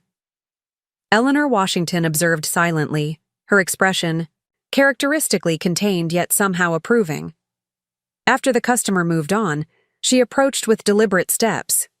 "Your presentation reflects thoughtful integration of local elements," she noted, examining the display with professional assessment. "Appropriate restraint in claims. Clear value proposition. Well executed." Coming from Eleanor, this constituted effusive praise. "Thank you," I replied, grateful for her specific notice of elements that had required careful consideration. "The response has been encouraging." She nodded slightly, then surprised me by extending her palm, where a business card rested, not her own, but one bearing the logo of a regional business publication. "Catherine Monroe, editor of Northwest Entrepreneur Quarterly, staying with us this weekend, has interest in regenerative business models. I've mentioned your work." She placed the card on my display table. "Call tomorrow if you wish to discuss feature possibilities." Before I could properly process this unexpected development, Eleanor continued with characteristic precision. "You've found your footing here more rapidly than anticipated. The workshop arrangement is functioning well. Devin reports your incubator application shows promise. These are positive indicators. She paused, studying me with unusual directness. Cedar Cove can be more than temporary refuge. Some find it suitable for long-term growth, personal and professional. The observation addressed questions I'd barely articulated to myself, whether Cedar Cove represented transitional shelter or potential home, whether Pure Origins, coastal resilience constituted a placeholder until legal matters resolved, or a legitimate new direction deserving full commitment. Eleanor wasn't offering answers, but acknowledging the crossroads with characteristic perception. I'm beginning to consider that possibility, I admitted, the statement feeling like significant disclosure despite its simplicity. She nodded once. Message delivered. Dinner Tuesday, 7 o'clock. Catherine will join us. With that, she departed, moving through the market with dignified purpose, stopping occasionally at other artisans' displays with brief but focused attention. I watched her progress, understanding that her visit to my booth represented more than casual interest. It constituted public acknowledgement of connection, a signal to the community regarding my status within Cedar Cove's social ecosystem. As the market concluded and vendors began dismantling displays, I found myself surrounded by evidence of unexpected belonging. Empty sample containers indicating customer interest, a list of contact information from people requesting product, availability, business cards from local shop owners inquiring about future wholesale possibilities. Most significantly, conversations throughout the day had gradually shifted from "Where are you from?" to "What are you creating here?" The subtle but crucial transition from outsider to community participant. That evening, sitting on my apartment deck watching sunset paint the bay in impossible colors, I reviewed the day's events with a sense of quiet wonder. 6 weeks earlier, I'd arrived in Cedar Cove with nothing but emergency cash, formulation, notebooks, and bone-deep exhaustion from betrayal. The woman who had fled Seattle in crisis bore increasingly little resemblance to the person now contemplating regional business features and incubator program participation. The transformation wasn't complete. Legal proceedings continued in absentia, emotional processing remained ongoing, professional identity still evolved, but foundations had undeniably formed for whatever came next. My phone chimed with a text. From an unknown number. Impressive display today. The seaweed extract especially notable. Would like to discuss potential collaboration when you're ready. Iris. The message represented another thread in the developing tapestry of Cedar Cove connections. Not friendship exactly, but professional respect and potential partnership based on complementary expertise. Similar messages had arrived from Devin regarding incubator program feedback, from a local spa owner interested in treatment protocols, from Valerie with photographs she'd taken of my display for portfolio use. Each interaction formed part of an emerging support structure fundamentally different from what I'd known in Seattle. There, professional relationships had been characterized by strategic positioning and careful impression management, constant awareness of competitive advantage and potential exploitation. Here, competition seemed less relevant than complementary function within a shared ecosystem. The mentorship offered by Eleanor and Marcus, Iris and Devin, Valerie and others emerged, not from charity but from recognition of mutual benefit through collective flourishing. As darkness settled over the bay and stars emerged in unpolluted sky, I allowed myself to acknowledge a truth that had been forming since the market's first encouraging interactions. I didn't want to return to Seattle, not to reclaim my previous business incarnation, not to prove resilience to those who had witnessed my humiliation, not even to personally confront Ethan with evidence of recovery. The woman who had defined success through external validation and growth metrics was gradually yielding to someone measuring value differently, through authenticity of expression, through alignment of personal and professional purpose, through meaningful integration within community. The realization didn't eliminate all uncertainty or resolve practical challenges still facing Pure Origin's rebirth. Financial stability remained tenuous, legal matters unfinished, long-term viability unproven. Yet something fundamental had shifted, from survival mode to intentional rebuilding, from reactive protection to proactive creation. The sanctuary I'd found in Cedar Cove had provided not just safety from immediate threat, but space to rediscover essential truths obscured during years of compromise and accommodation. I texted my lawyer one final message before sleep. Proceeding with settlement. Approach as discussed. Not returning for proceedings will handle remotely. Cedar Cove address is permanent for foreseeable future. The decision felt simultaneously momentous and entirely natural, like stepping through a door I'd been approaching without full awareness for weeks. Whatever challenges awaited on this path, they would be navigated from a foundation of growing authenticity rather than defensive positioning. That difference alone made the direction worth pursuing, a realization that accompanied me into dreams of seaweed gardens and coastal resilience, of storm-weathered growth and unexpected renewal. Catherine Monroe had a journalist's talent for drawing out details I hadn't intended to share. Over dinner at the Washingtons' home, her questions peeled back layers of my carefully constructed narrative with such disarming warmth that I found myself describing my Seattle to Cedar Cove journey. With unprecedented candor, her salt and pepper hair framed an expressive face that registered genuine interest rather than mere professional curiosity. Eleanor observed our conversation with quiet approval, occasionally filling gaps with contextual information about Cedar Cove's business ecosystem that positioned my emerging venture within a larger regional narrative. What fascinates me, Catherine said, sipping the local Pinot Noir Marcus had opened, is how your business concept has evolved to reflect personal transformation. The original Pure Origins emphasized purity and origins, controlled processes, predictable outcomes. This coastal adaptation embraces variability and resilience instead. Her observation illuminated connections I'd felt intuitively but hadn't articulated so precisely.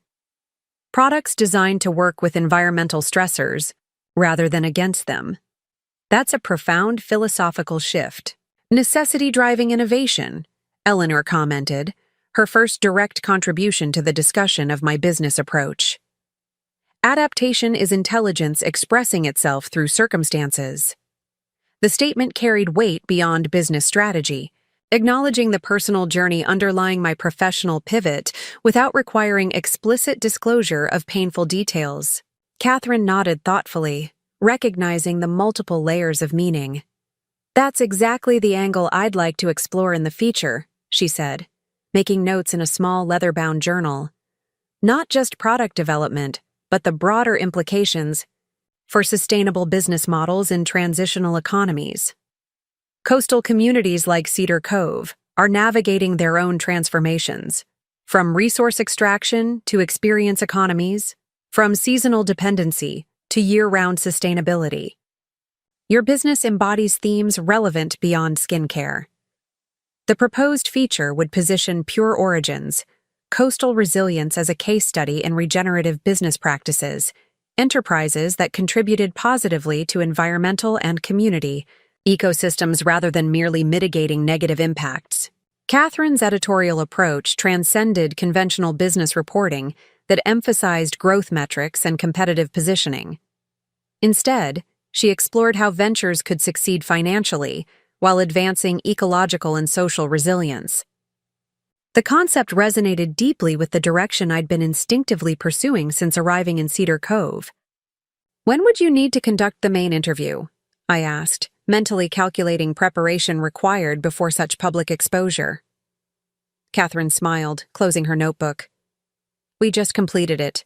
I have what I need for the profile section. For the technical aspects, formulation philosophy, ingredient sourcing, production methods, I'd like to visit your workshop tomorrow if convenient. Seeing processes firsthand provides texture impossible to capture through description alone. Her statement stunned me momentarily. The casual dinner conversation I'd navigated with decreasing guardedness had actually been the substantive interview. While I'd been consciously present and thoughtful in my responses, I hadn't filtered with the precision I would have applied had I recognized the exchange as on-record professional documentation. The realization triggered a flicker of my old protective instincts, concern about controlling narrative, managing impressions, strategically positioning information. Eleanor, ever perceptive, noted my hesitation. Catherine's approach prioritizes authenticity, she observed calmly. Calculated responses rarely capture essential truths. Her implication was clear. The interview format had deliberately bypassed my professional armor to access more genuine insights. Rather than feeling manipulated, I found myself strangely relieved. The woman I was becoming in Cedar Cove had less need for carefully constructed presentations than the executive I'd been in Seattle. The workshop isn't particularly photogenic yet, I warned Catherine, surrendering to the process. We're still in development phase rather than production. She waved away my concern. Early stages often reveal more about vision and values than polished operations. Readers connect with authentic creation stories, the messy, real processes behind finished products. Her perspective aligned with what I'd been learning from Cedar Cove's artisan community. Transparency about process created deeper connection than perfected presentation. The workshop tour the following morning forced me to view my emerging operation through external eyes. The converted boathouse contained evidence of recent evolution. Iris's donated equipment now supplemented with vintage glassware found at estate sales, raw ingredient samples organized on reclaimed shelves, formulation notebooks open beside a microscope purchased secondhand from a retiring biology teacher. The space lacked the gleaming stainless steel and precise organization of my Seattle lab, but possessed character that reflected integrated purpose rather than standardized production. Catherine photographed elements that would never have featured in my previous marketing materials. The stone collection basin filled with seawater for mineral extraction. The handwritten formulation adjustments noting weather conditions during harvesting. The recycled containers used for test batches. She asked thoughtful questions about extraction methodologies, preservation systems, and quality control processes. Unlike many business journalists I'd encountered in Seattle, she demonstrated genuine understanding of technical details while connecting them to broader philosophical implications. Your approach embodies principles we're seeing across multiple sectors, she noted, examining a tray of seaweed samples at different processing stages. Hyper-local sourcing, circular production systems, embedded environmental monitoring, direct producer-customer feedback loops. The scale is intentionally limited, but the impact potentially significant through demonstration effects. Her analysis identified patterns I'd been implementing intuitively, connecting my isolated decisions to emerging economic frameworks focused on regeneration rather than extraction. The feature article would be published in Northwest Entrepreneur, Quarterly's fall issue, providing approximately 2 months to advance from development to initial production. The timeline created healthy pressure to solidify formulations, finalize packaging, establish pricing structures, and create sales channels. Transforming Pure Origins, coastal resilience from concept to viable enterprise. The workshop that had functioned primarily as development space would need to accommodate small batch production while maintaining formulation integrity. As Catherine packed her camera equipment, she offered a parting insight. What you're developing here isn't just products, but proof of concept for values-aligned enterprise. Don't underestimate the significance of that demonstration effect. Her words would prove prophetic in ways neither of us anticipated that morning. The Northwest Entrepreneur Quarterly feature would eventually catalyze connections far beyond regional skincare markets, positioning Pure Origins, coastal resilience within broader conversations about business approaches to climate adaptation. The weeks following Catherine's visit unfolded with intensified purpose.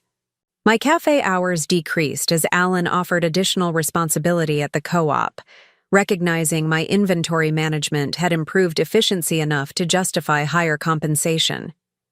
The arrangement provided more time for product development while maintaining income stability and community connection.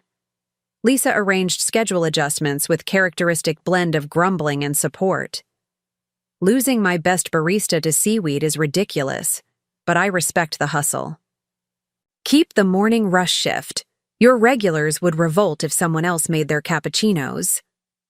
Devon's Marine Sanctuary Incubator Program officially accepted Pure Origins, Coastal Resilience, providing streamlined permitting for ingredient, harvesting, and technical assistance with environmental impact monitoring. The terms reflected my lawyer's skillful negotiation. Substantial financial compensation for surrendering the original Pure Origins trademark and formulations, non-compete provisions limited to specific metropolitan markets, mutual non-disparagement, agreements protecting both parties' professional reputations. The document represented rational conflict resolution, translating emotional betrayal into pragmatic business dissolution. I reviewed the agreement on my apartment deck, watching fishing boats return to harbor with the day's catch. The settlement would provide significant capital for expanding production capabilities and developing additional product lines. It would legally sever remaining connections to Ethan and the business version we had influenced together. It would close the chapter that had begun at that Seattle pitch competition years earlier, acknowledging both what had been built and what had been broken beyond repair. Financial terms are favorable, my lawyer noted during our phone consultation. Original Pure Origins retained market value despite recent disruptions. Ethan's team recognizes potential legal complications from the prenup clause activation. They're motivated to resolve quickly and cleanly. She hesitated before adding, "There's one unusual provision they've requested, a final in-person meeting between principals before signing. Ethan is insisting on direct conversation to achieve proper closure." The request triggered immediate wariness. Ethan had always excelled at direct persuasion, his professional success built on personal charm, deployed with tactical precision. Any face-to-face interaction created vulnerability to manipulation techniques that had proven effective during our relationship. "That's unnecessary," I responded firmly. "The legal framework provides adequate resolution without personal engagement." My lawyer agreed to reject the meeting request while proceeding with settlement finalization. The next morning, a text arrived from an unfamiliar Seattle number. "Rebecca, it's Ethan. Got your number from Zoe. We need to talk before finalizing everything. I'm flying to Portland Friday. We'll drive to Cedar Cove afterward. This deserves direct conversation rather than lawyer intermediaries. Just 1 hour. You owe me that much." The message landed like a stone in still water, ripples of anxiety disrupting carefully cultivated calm. The reference to Zoe, my college friend who'd warned about protecting what was mine before my wedding, indicated concerning boundary violations. Ethan's presumptive travel plans and claim of entitlement to my time demonstrated unchanged controlling tendencies. Most troublingly, his ability to identify my location suggested either ongoing surveillance or social engineering to extract information from shared connections. I sought counsel from Eleanor, showing her the message during our weekly dinner at the main house. Her expression remained impassive, but her eyes registered calculating assessment. "He's testing boundaries," she observed, "attempting to establish dominance through presumption and implied threats. Classic power reassertion after perceived loss of control." Her analysis reflected professional experience with similar dynamics during her legal career. "How should I respond?" I asked, trusting her strategic judgment. Eleanor considered briefly before responding. "First, secure your environment. Alert Devon's security staff at the sanctuary office regarding potential unauthorized visitor. Inform Lisa and Alan about possible workplace appearance. The community should be aware without creating unnecessary drama." Her practical approach framed the situation as manageable security matter rather than emotional crisis.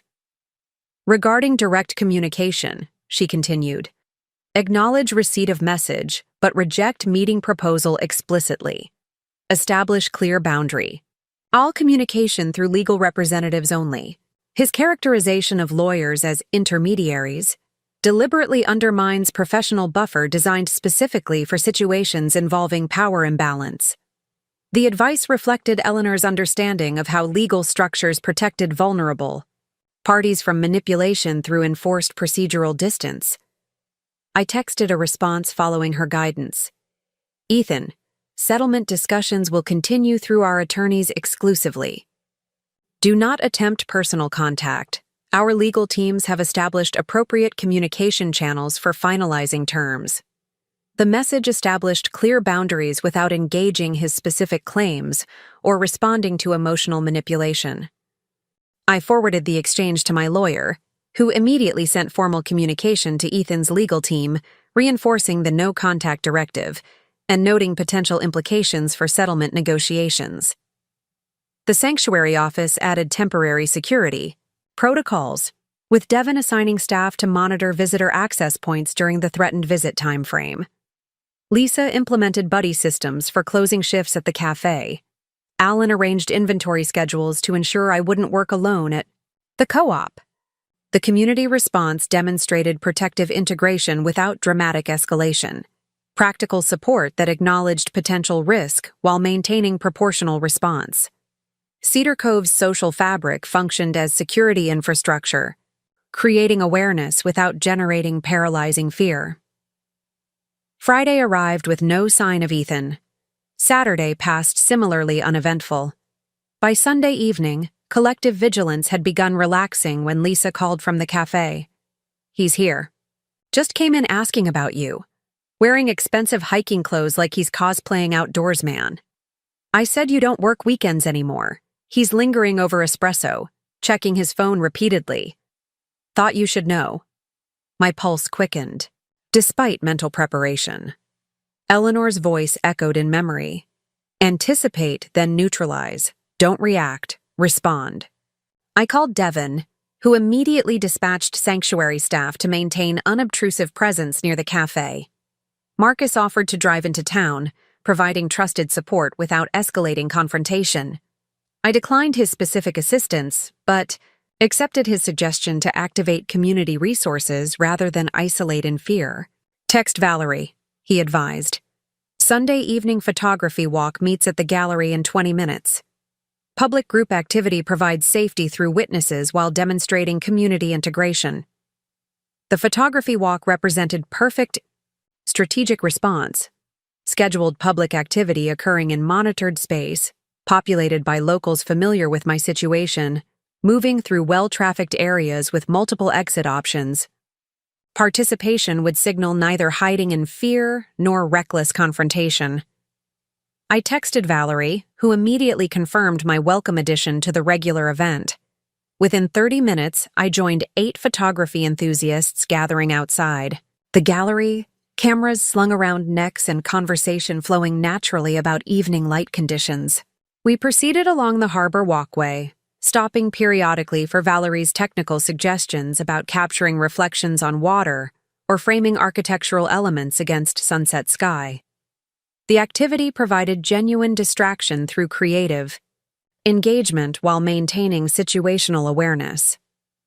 Halfway through the planned route, movement at cafe's outdoor seating area caught my attention. Ethan rising from table as our group approached, his practiced smile forming as recognition. Registered. Rebecca! His voice carried artificial warmth across the diminishing distance between us. What a coincidence! I've been trying to reach you. The performance played to potential witnesses, reasonable ex-husband seeking civilized conversation, rather than boundary-violating pursuer ignoring explicit rejection of contact. His appearance had been calculated for the environment, casual outdoor apparel rather than his customary business attire, relaxed demeanor suggesting spontaneous encounter rather than deliberate tracking. Valerie stepped subtly closer to my side, her photographer's body positioning creating slight barrier without obvious intervention. Other walk participants maintained natural movement patterns while glancing between us with informed curiosity. Ethan registered the group dynamic, reassessing his approach with visible recalculation. "Could we speak privately for a few minutes?" he asked, modulating his voice to project reasonable request rather than demand. "Just to finalize a few settlement details personally. Our attorneys are handling all settlement communications," I replied, voice steady despite accelerated heartbeat. "As I stated clearly in my message." Eleanor listened attentively, asking clarifying questions about specific language and behavioral cues. Her analytical approach helped maintain objective perspective rather than emotional reaction, framing the incident as information rather than trauma. "You successfully disrupted his script," she observed when I finished reporting. "His strategy required your participation in pretense of reasonable interaction. By maintaining boundary without escalation, you denied necessary engagement for manipulation effectiveness." Her assessment validated my instinctive response while identifying strategic implications. "He'll likely attempt revised approach rather than immediately abandoning objective. Continued community awareness remains advisable." Eleanor's prediction proved accurate the following morning when Alan called from the co-op.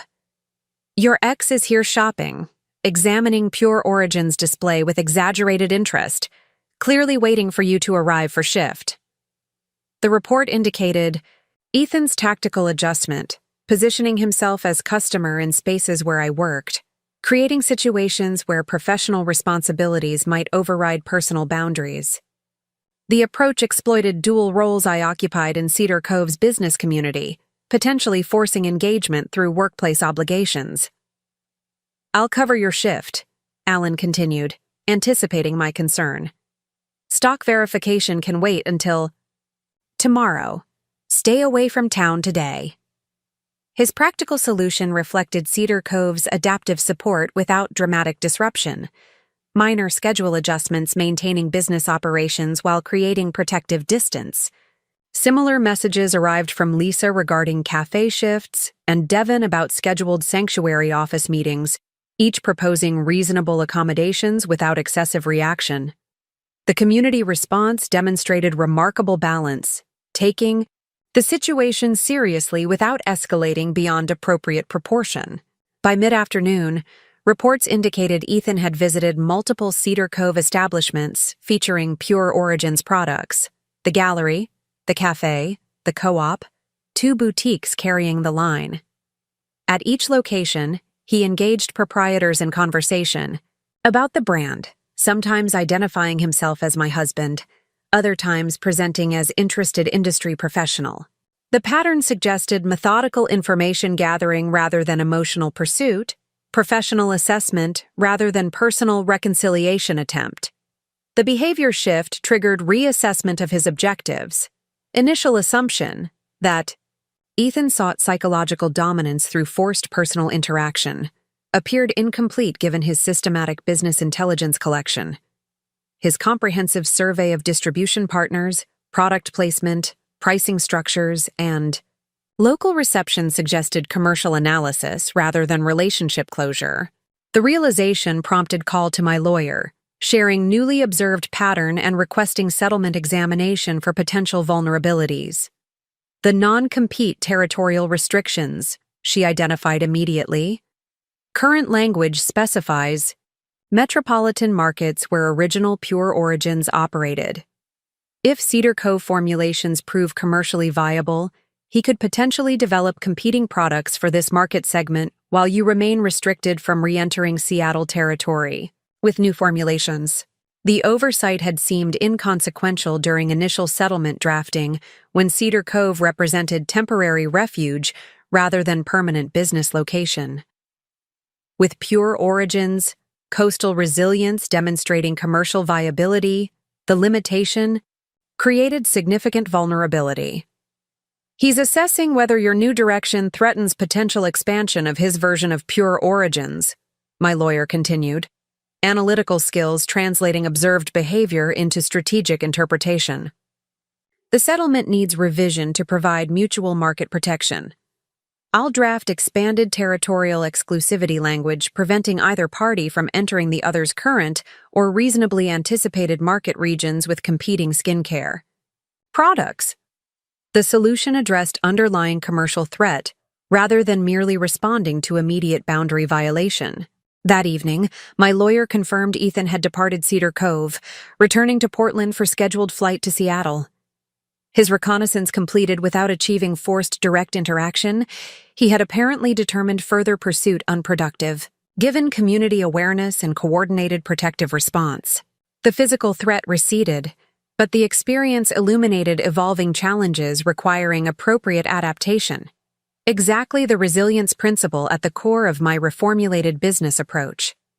The settlement revision process extended negotiations another month. The delay ultimately beneficial as expanded territorial protections strengthened long-term security for both business versions.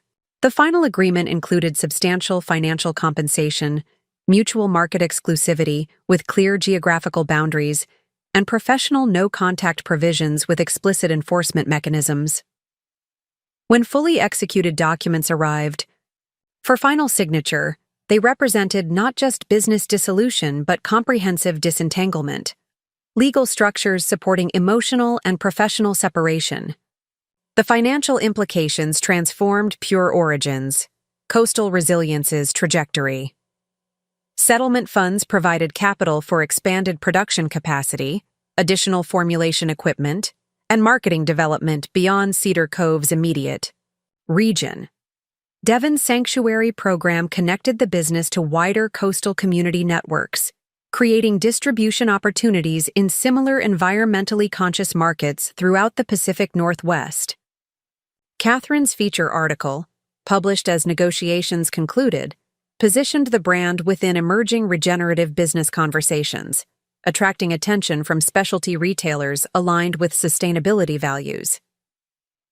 Expansion necessitated graduation from boathouse workshop to dedicated production facility, a converted fishing warehouse at the harbor's edge with appropriate zoning for light manufacturing. The space accommodated small batch production while maintaining formulation laboratory and ingredient processing areas, allowing controlled growth without compromising quality standards. Kyle transitioned from part-time assistant to full-time production manager, his business program studies complementing practical experience in sustainable manufacturing processes. 2 additional employees joined the operation, a local herbalist managing ingredient sourcing and a recent college graduate coordinating distribution logistics. The business structure that emerged reflected Cedar Cove's collaborative economic model rather than conventional corporate hierarchy. Decision-making incorporated input from both employees and supply partners through quarterly planning sessions, addressing seasonal harvesting variations, production capabilities, and market developments. Profit-sharing mechanisms distributed, gains proportionally among contributors to the enterprise ecosystem. Growth planning prioritized sustainable prosperity over maximization strategies, focusing on appropriate scaling aligned with environmental capacity and community benefit. 10 months after arriving in Cedar Cove with nothing but emergency cash and formulation notebooks, I stood on the deck of my newly purchased cottage overlooking the bay, watching autumn storm clouds gather over the horizon. The property, a modest but sturdy structure with attached studio space, represented not just financial recovery, but genuine belonging. The settlement funds had facilitated purchase without depleting business capital, creating separation between personal security and enterprise development that my Seattle life had gradually eroded. The woman who had fled Seattle in crisis had undergone transformation as profound as the business she'd rebuilt. Professional identity had shifted from growth-oriented entrepreneur to regenerative enterprise steward. Social integration had evolved, from strategic networking to authentic community membership. Personal boundaries had developed from reactive protection to proactive definition. Even physical appearance had changed, designer wardrobe replaced by practical coastal attire, high-maintenance styling yielded to weather-appropriate simplicity, tensed vigilance relaxed into grounded presence. Eleanor and Marcus joined me on the deck, bringing housewarming gifts reflecting their practical character, a weather station for monitoring atmospheric conditions affecting harvesting timing, regional field guides for coastal plant identification, a vintage barometer whose brass fittings complemented the cottage's existing hardware. Their presence represented not just neighborly connection, but meaningful mentorship that had guided transition from emergency survival to purposeful rebuilding. The relationship had gradually evolved from landlord-tenant formality to intergenerational knowledge transfer to emerging friendship. Proper anchoring, Marcus commented, surveying the property with evident approval. A business requires geographical rootedness for sustainable operation. Mobile enterprises struggle to maintain genuine ecological integration. His observation applied equally to business foundations and personal grounding, both requiring stable connection to place for authentic development rather than superficial adaptation. The cottage purchase represented commitment to Cedar Cove as home rather than temporary refuge, acceptance of the community as chosen rather than circumstantial belonging. The settlement implementation appears satisfactory, Eleanor noted. Architectural. Precision framing personal assessment. Clean disentanglement with appropriate protections against future entanglements. Financial compensation without lingering obligations. Territorial boundaries with mutual enforcement mechanisms. Her summary addressed not just legal resolution, but comprehensive liberation, frameworks establishing independence at multiple levels. The settlement had translated messy emotional betrayal into structured separation, converting relationship, dissolution into business transaction with clearly defined parameters. As they departed, leaving me to continue unpacking in my new home, Eleanor paused at the doorway with uncharacteristic hesitation. Transformation isn't linear, she observed, rare personal insight offered without specific prompting. There will be unexpected recurrences of former patterns requiring renewed attention. The work continues beyond initial reconstruction. The comment acknowledged ongoing nature of recovery, not single triumphant moment, but continuous process, requiring sustained awareness and intentional development. That evening, I stood in the cottage's small kitchen unpacking dishes when my phone chimed with text notification. The number displayed belonged to my Seattle lawyer. Final confirmation. Settlement funds transferred to your account today. All documentation properly filed. Matter officially closed. The message represented formal conclusion to legal proceedings that had structured the past year's transition, from charity gala confrontation to Cedar Cove reinvention to comprehensive resolution. I stepped onto the cottage's deck, breathing salt air tinged with approaching rain. Fishing boats returned to harbor ahead of the coming storm, their navigation lights creating moving constellations against darkening sky. The scene embodied the resilience principles I'd incorporated into both business reformulation and personal reconstruction.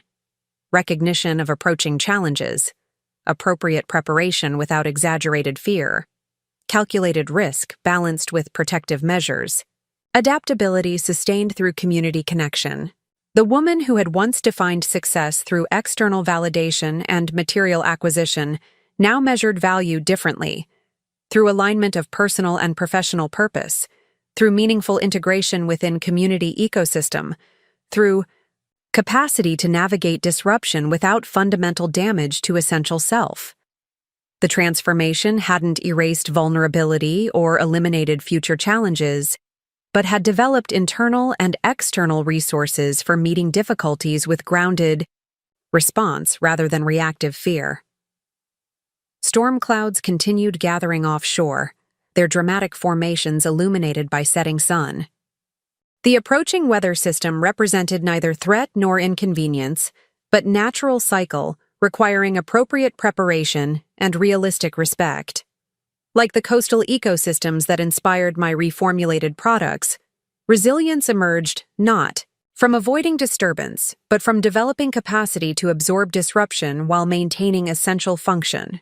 The understanding applied equally to personal recovery, business development, and community sustainability.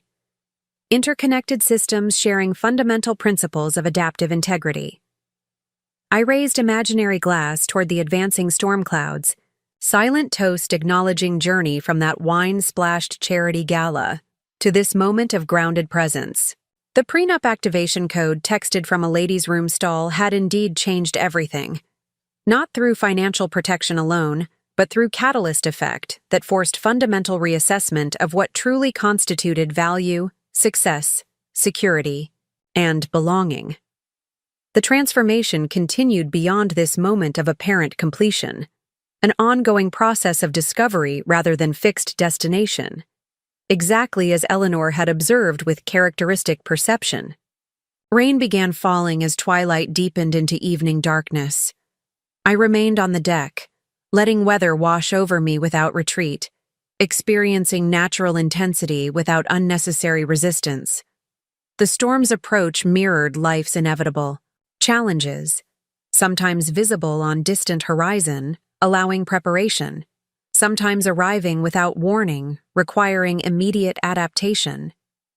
Either circumstance could be navigated with the resilience I'd cultivated through this year of reconstruction, capacity to bend without breaking, to absorb disruption without losing essential integrity, to emerge from difficulty with deeper awareness rather than diminished capability. The prenup activation code had indeed changed everything, but not in ways Ethan could possibly have anticipated when dismissing the clause as boilerplate, requiring only casual acknowledgement. The protection mechanism designed for worst-case scenario had ultimately facilitated best possible outcome, not just preserving assets, but catalyzing reconstruction of identity, purpose, and belonging. The journey from wine-stained humiliation to coastal regeneration had transformed disaster into opportunity, betrayal into liberation, ending into beginning. Whatever storms approached on future horizons would be met with hard-earned resilience, grounded presence, and the quiet certainty that adaptation represented not defeat, but intelligence, expressing itself through changed circumstances. 2 years. To the day since the wine-throwing incident at the Barrett Foundation Gala, I stood behind a sleek counter in my flagship store in downtown Cedar Cove, wrapping a gift set of coastal resilience products for a customer who had driven 3 hours from Portland specifically to visit. The woman, a corporate attorney with immaculately manicured hands, examined the tidal recovery serum with professional scrutiny. "I read about your company in that business quarterly," she said, watching me arrange products in recycled paper. The resilience concept resonated with me. 20 years in corporate law teaches you about weathering storms. Her knowing smile suggested familiarity with professional turbulence.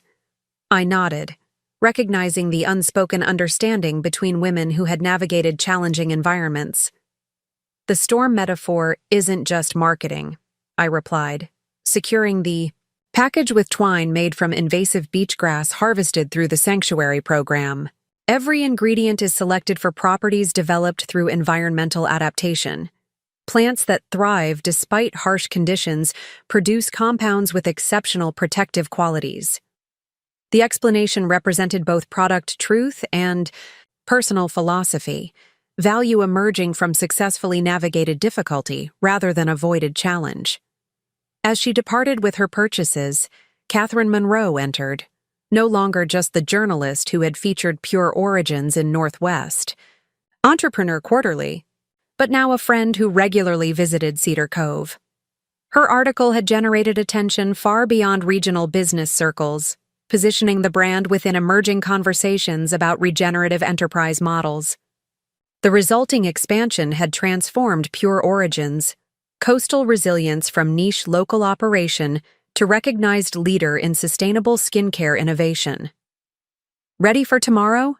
Catherine asked, referring to the event that had occupied much of my planning attention for months. Pure Origins would host the first Coastal Resilience Symposium, gathering scientists, business leaders, and environmental advocates to discuss economic models that supported rather than extracted from natural systems. The concept had evolved, from casual conversations with Devin and Iris, into structured knowledge exchange featuring participants from throughout the Pacific Northwest. That evening, my lawyer confirmed Ethan had departed Cedar Cove, returning to Portland for scheduled flight to Seattle. His reconnaissance completed without achieving forced direct interaction, he had apparently determined further pursuit unproductive, given community awareness and coordinated protective response. The physical threat receded, but the experience illuminated evolving challenges requiring appropriate adaptation. Exactly the resilience principle at the core of my reformulated business approach. The settlement revision process extended negotiations another month. The delay ultimately beneficial as expanded territorial protections strengthened long-term security for both business versions. The final agreement included substantial financial compensation, mutual market exclusivity with clear geographical boundaries, and professional no-contact provisions with explicit enforcement mechanisms. When fully executed documents arrived, for final signature, they represented not just business dissolution but comprehensive disentanglement. Legal structures supporting emotional and professional separation. The financial implications transformed Pure Origin's, Coastal Resilience's trajectory. Settlement funds provided capital for expanded production capacity, additional formulation equipment, and marketing development beyond Cedar Cove's immediate region. Devon's Sanctuary program connected the business to wider coastal community networks, creating distribution opportunities in similar environmentally conscious markets throughout the Pacific Northwest. Catherine's feature article, published as negotiations concluded, positioned the brand within emerging regenerative business conversations, attracting attention from specialty retailers aligned with sustainability values. Expansion necessitated graduation from boathouse workshop to dedicated production facility, a converted fishing warehouse at the harbor's edge with appropriate zoning for light manufacturing. The space accommodated small batch production while maintaining formulation laboratory and ingredient processing areas, allowing controlled growth without compromising quality standards. Kyle transitioned from part-time assistant to full-time production manager, his business program studies complementing practical experience in sustainable manufacturing processes. 2 additional employees joined the operation, a local herbalist managing ingredient sourcing and a recent college graduate coordinating distribution logistics. The business structure that emerged reflected Cedar Cove's collaborative economic model, rather than conventional corporate hierarchy.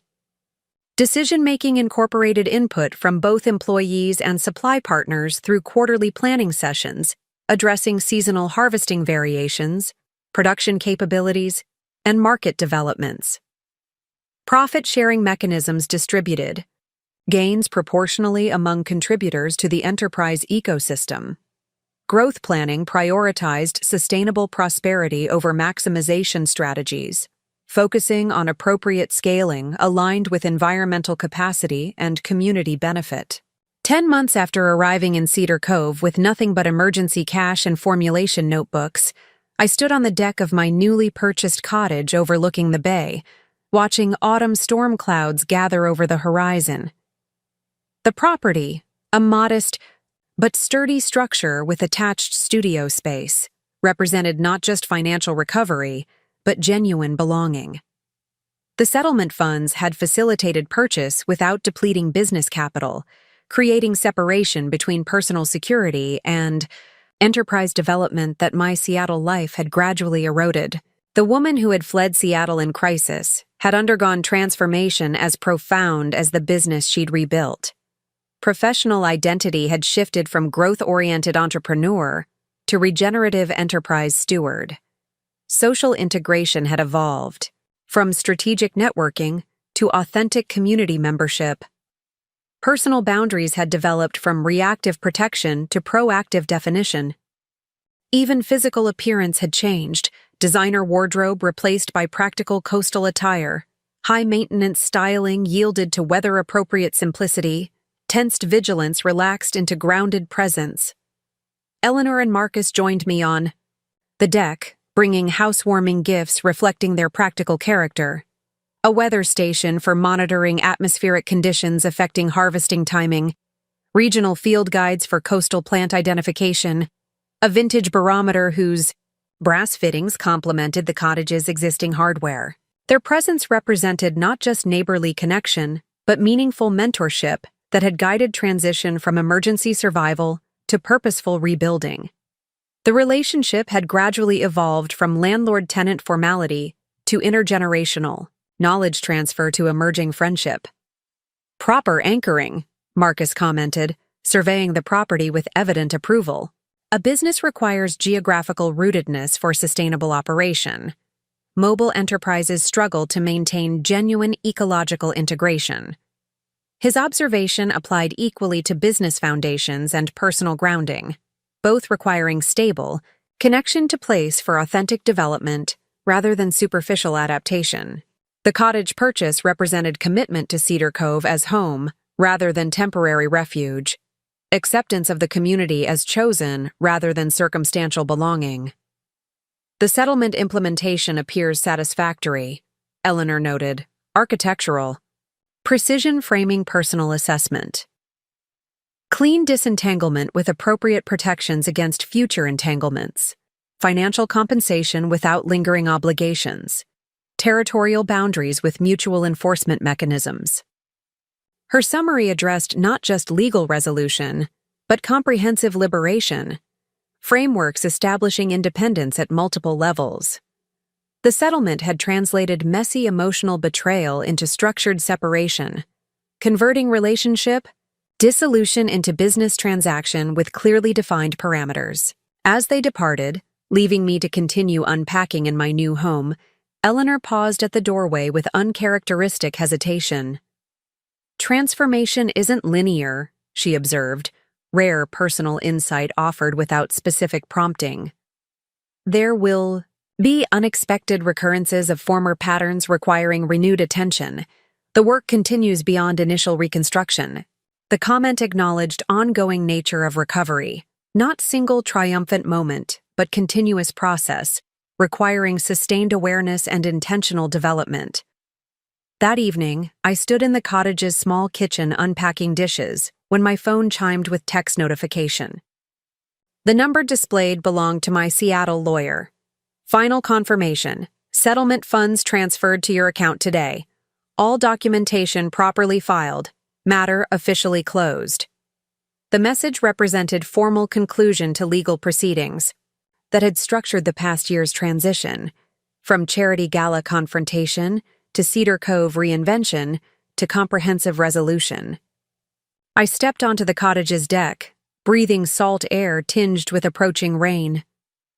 Fishing boats returned to harbor ahead of the coming storm, their navigation lights creating moving constellations against darkening sky. The scene embodied the resilience principles I'd incorporated into both business reformulation and personal reconstruction. Recognition of approaching challenges, appropriate preparation without exaggerated fear, calculated risk balanced with protective measures, adaptability sustained through community connection. The woman who had once defined success through external validation and material acquisition now measured value differently, through alignment of personal and professional purpose, through meaningful integration within community ecosystem, through capacity to navigate disruption without fundamental damage to essential self. The transformation hadn't erased vulnerability or eliminated future challenges, but had developed internal and external resources for meeting difficulties with grounded response rather than reactive fear. Storm clouds continued gathering offshore, their dramatic formations illuminated by setting sun. The approaching weather system represented neither threat nor inconvenience, but natural cycle requiring appropriate preparation and realistic respect. Like the coastal ecosystems that inspired my reformulated products, resilience emerged not from avoiding disturbance, but from developing capacity to absorb disruption while maintaining essential function. The understanding applied equally to personal recovery, business development, and community sustainability. Interconnected systems sharing fundamental principles of adaptive integrity. I raised imaginary glass toward the advancing storm clouds, silent toast acknowledging journey from that wine-splashed charity gala to this moment of grounded presence. The prenup activation code texted from a ladies' room stall had indeed changed everything. Not through financial protection alone, but through catalyst effect that forced fundamental reassessment of what truly constituted value, success, security, and belonging. The transformation continued beyond this moment of apparent completion, an ongoing process of discovery rather than fixed destination, exactly as Eleanor had observed with characteristic perception. Rain began falling as twilight deepened into evening darkness. I remained on the deck, letting weather wash over me without retreat, experiencing natural intensity without unnecessary resistance. The storm's approach mirrored life's inevitable challenges, sometimes visible on distant horizon, allowing preparation, sometimes arriving without warning, requiring immediate adaptation. Either circumstance could be navigated with the resilience I'd cultivated through this year of reconstruction, capacity to bend without breaking, to absorb disruption without losing essential integrity, to emerge from difficulty with deeper awareness rather than diminished capability. The prenup activation code had indeed changed everything, but not in ways Ethan could possibly have anticipated when dismissing the clause as boilerplate, requiring only casual acknowledgement. The protection mechanism designed for worst-case scenario had ultimately facilitated best possible outcome, not just preserving assets, but catalyzing reconstruction of identity, purpose, and belonging. The journey from wine-stained humiliation to coastal regeneration had transformed disaster into opportunity, betrayal into liberation, ending into beginning. Whatever storms approached on future horizons would be met with hard-earned resilience, grounded presence, and the quiet certainty that adaptation represented not defeat, but intelligence, expressing itself through changed circumstances. 2 years. To the day since the wine-throwing incident at the Barrett Foundation Gala, I stood behind a sleek counter in my flagship store in downtown Cedar Cove, wrapping a gift set of coastal resilience products for a customer who had driven 3 hours, from Portland specifically to visit. The woman, a corporate attorney with immaculately manicured hands, examined the tidal recovery serum with professional scrutiny. "I read about your company in that business quarterly," she said, watching me arrange products in recycled paper. The resilience concept resonated with me. 20 years in corporate law teaches you about weathering storms. Her knowing smile suggested familiarity with professional turbulence. I nodded, recognizing the unspoken understanding between women who had navigated challenging environments. "The storm metaphor isn't just marketing," I replied, securing the package with twine made from invasive beach grass harvested through the Sanctuary program. Every ingredient is selected for properties developed through environmental adaptation. Plants that thrive despite harsh conditions produce compounds with exceptional protective qualities. The explanation represented both product truth and personal philosophy, value emerging from successfully navigated difficulty rather than avoided challenge. As she departed with her purchases, Catherine Monroe entered, no longer just the journalist who had featured Pure Origins in Northwest, Entrepreneur Quarterly, but now a friend who regularly visited Cedar Cove. Her article had generated attention far beyond regional business circles, positioning the brand within emerging conversations about regenerative enterprise models. The resulting expansion had transformed Pure Origins, coastal resilience from niche local operation to recognized leader in sustainable skincare innovation. "Ready for tomorrow?" Catherine asked, referring to the event that had occupied much of my planning attention for months. Pure Origins would host the first Coastal Resilience Symposium, gathering scientists, business leaders, and environmental advocates to discuss economic models that supported rather than extracted from natural systems. The concept had evolved, from casual conversations with Devin and Iris, into structured knowledge exchange featuring participants from throughout the Pacific Northwest. "As ready as possible," I admitted, locking the shop's register as closing time approached. "Marcus is reviewing my opening remarks tonight. Eleanor has triple-checked the legal language in the collaborative research agreements. The workshop, Space is prepared for demonstrations. The event represented significant evolution in my professional identity. From product creator to thought leader in business approaches to environmental adaptation. From individual entrepreneur to community catalyst. Catherine nodded approvingly. This symposium perfectly demonstrates what made your story compelling beyond skincare. It's about transforming disruption into regenerative opportunity. Her journalistic instinct had identified the universal elements in my particular journey, connecting personal resilience to broader economic and ecological adaptation principles. The symposium would explore these connections explicitly through presentations, panels, and collaborative workshops hosted in Pure Origin's expanded facilities. After Catherine departed, I completed closing procedures with May, the shop manager who had joined the team 6 months earlier. The business now employed 8 people: production staff, research specialists, retail associates, all Cedar Cove residents receiving living wages with profit-sharing arrangements. The organizational structure reflected values developed during rebuilding rather than conventional corporate hierarchies, collaborative decision-making, transparent operations, integrated environmental monitoring, community reciprocity. Walking toward home along the harbor pathway, I passed landmarks that charted my Cedar Cove journey: the cafe where I'd served morning cappuccinos, the co-op where I'd managed inventory, the community booth where I'd first presented coastal resilience products. Each location represented a stage in transformation from shell-shocked survivor to integrated community member. The progression hadn't followed clean linear trajectory, but rather spiral development, revisiting similar challenges with incrementally improved capacity, occasional regression followed by deeper integration. My cottage welcomed me with familiar comfort, modest but sufficient, practical yet personal. The structure itself embodied Cedar Cove's influence on my evolving values: quality over extravagance, functionality over impression, authentic character over prescribed perfection. Unlike the designer showcase condo Ethan and I had occupied in Seattle, this space contained nothing maintained solely for appearance or status.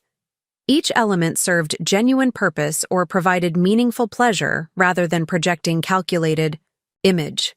Eleanor and Marcus arrived for our scheduled dinner carrying contribution, typical of their practical generosity: fresh herbs from their garden, local wine from a vineyard they'd supported since its establishment, Marcus's exceptional sourdough bread. Our relationship had evolved from landlords and tenant to mentors and protege to genuine friendship marked by mutual respect.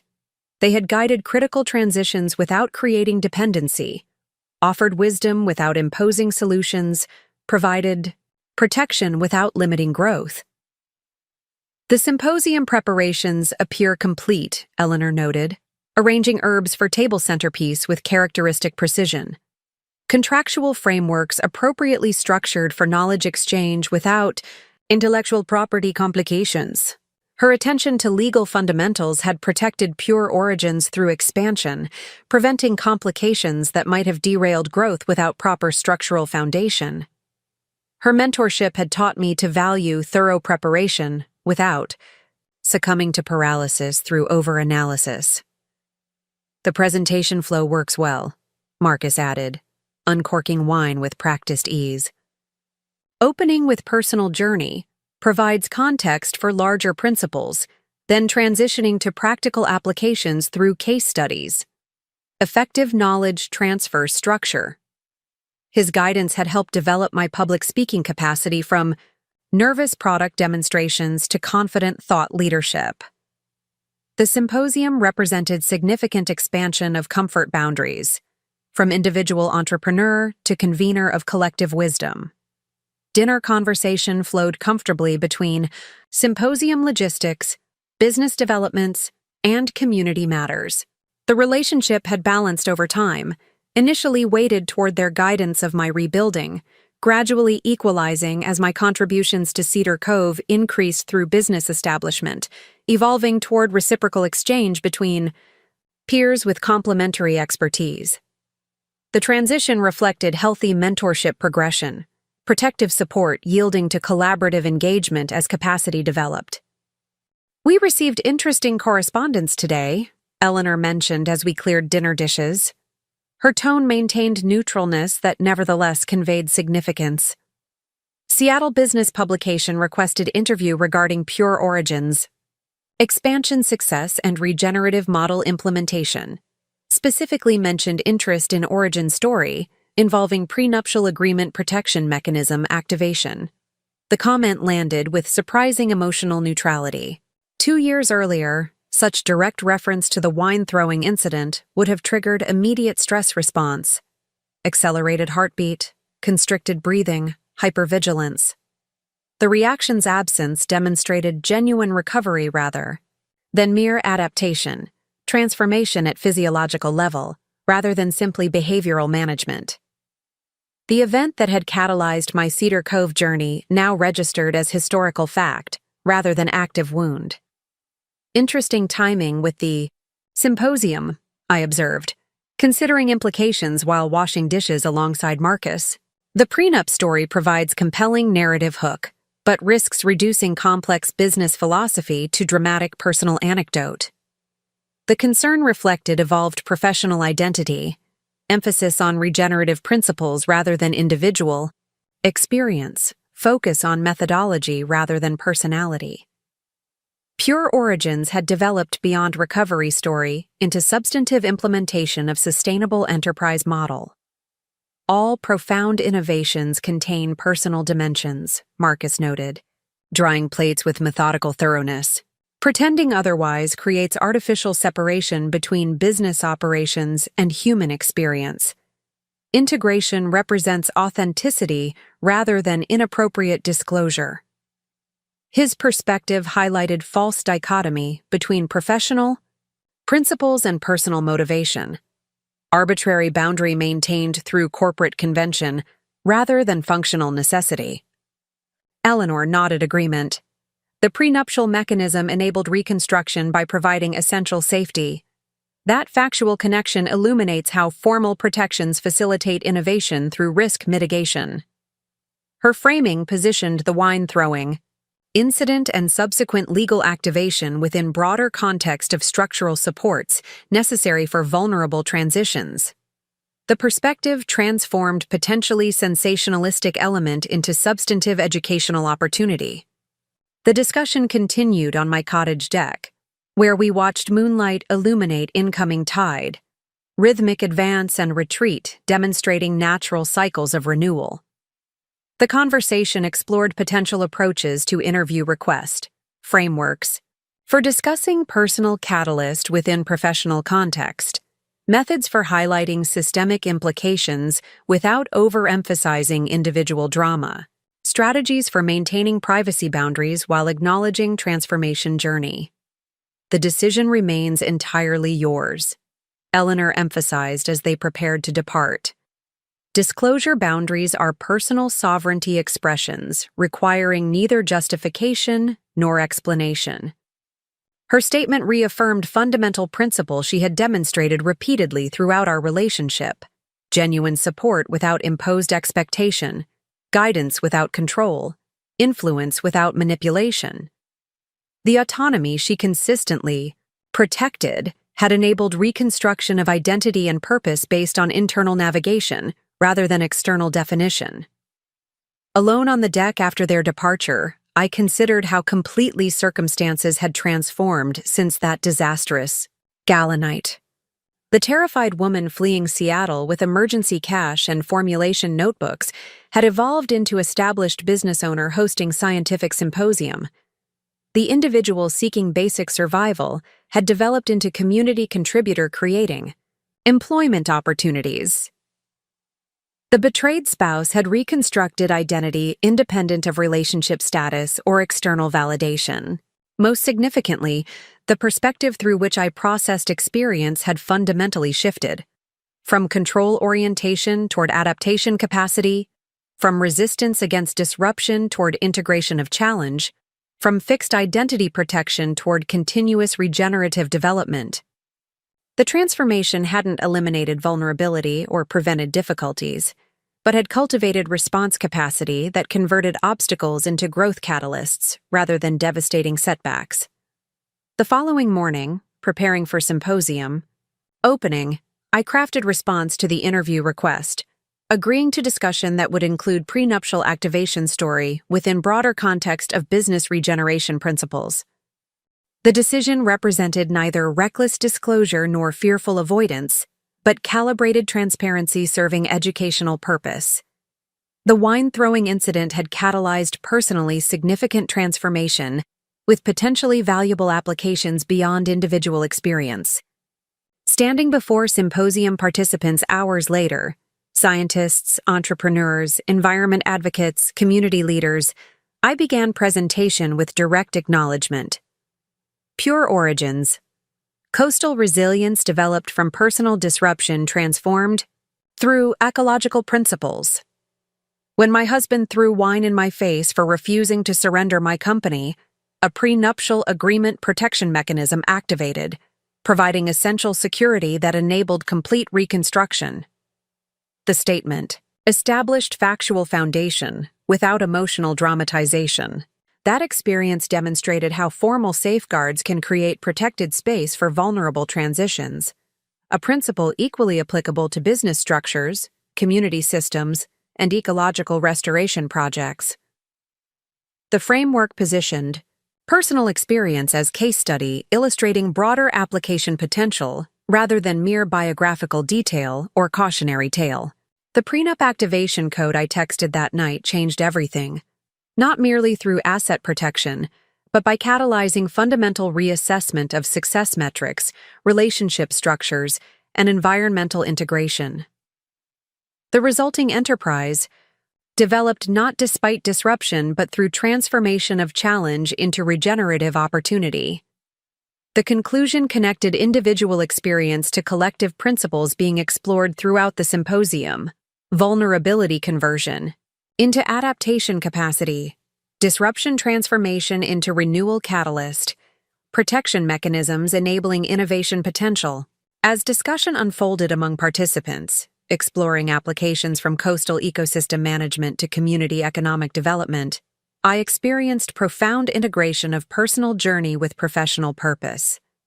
The prenup activation that had initially represented desperate emergency measure had ultimately facilitated comprehensive reconstruction, psychological independence, professional innovation, community integration, environmental stewardship.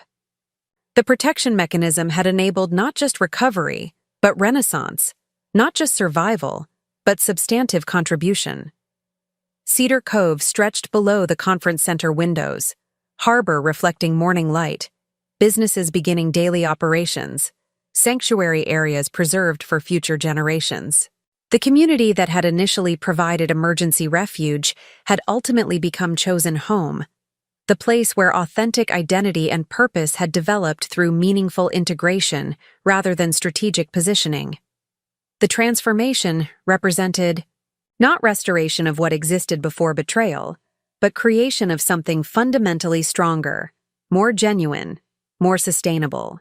The prenup activation code had indeed changed everything, not through simple financial protection alone, but through catalyst effect triggering comprehensive reassessment of what constituted genuine value, meaningful success, authentic relationship. The knowledge gained through reconstruction now served wider purpose. Methodologies shared with symposium participants, employment created for community members, regenerative principles embodied through business operations.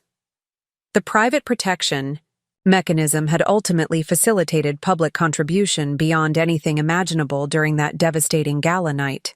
2 years after the wine had stained my white silk blouse, I stood before colleagues and community members, not as victim of betrayal, but as developer of regenerative enterprise model, not as woman who had lost everything, but as innovator who had discovered more authentic purpose. The transformation journey continued beyond this moment of apparent arrival. Spiraling development rather than linear progression, continuous adaptation rather than fixed destination.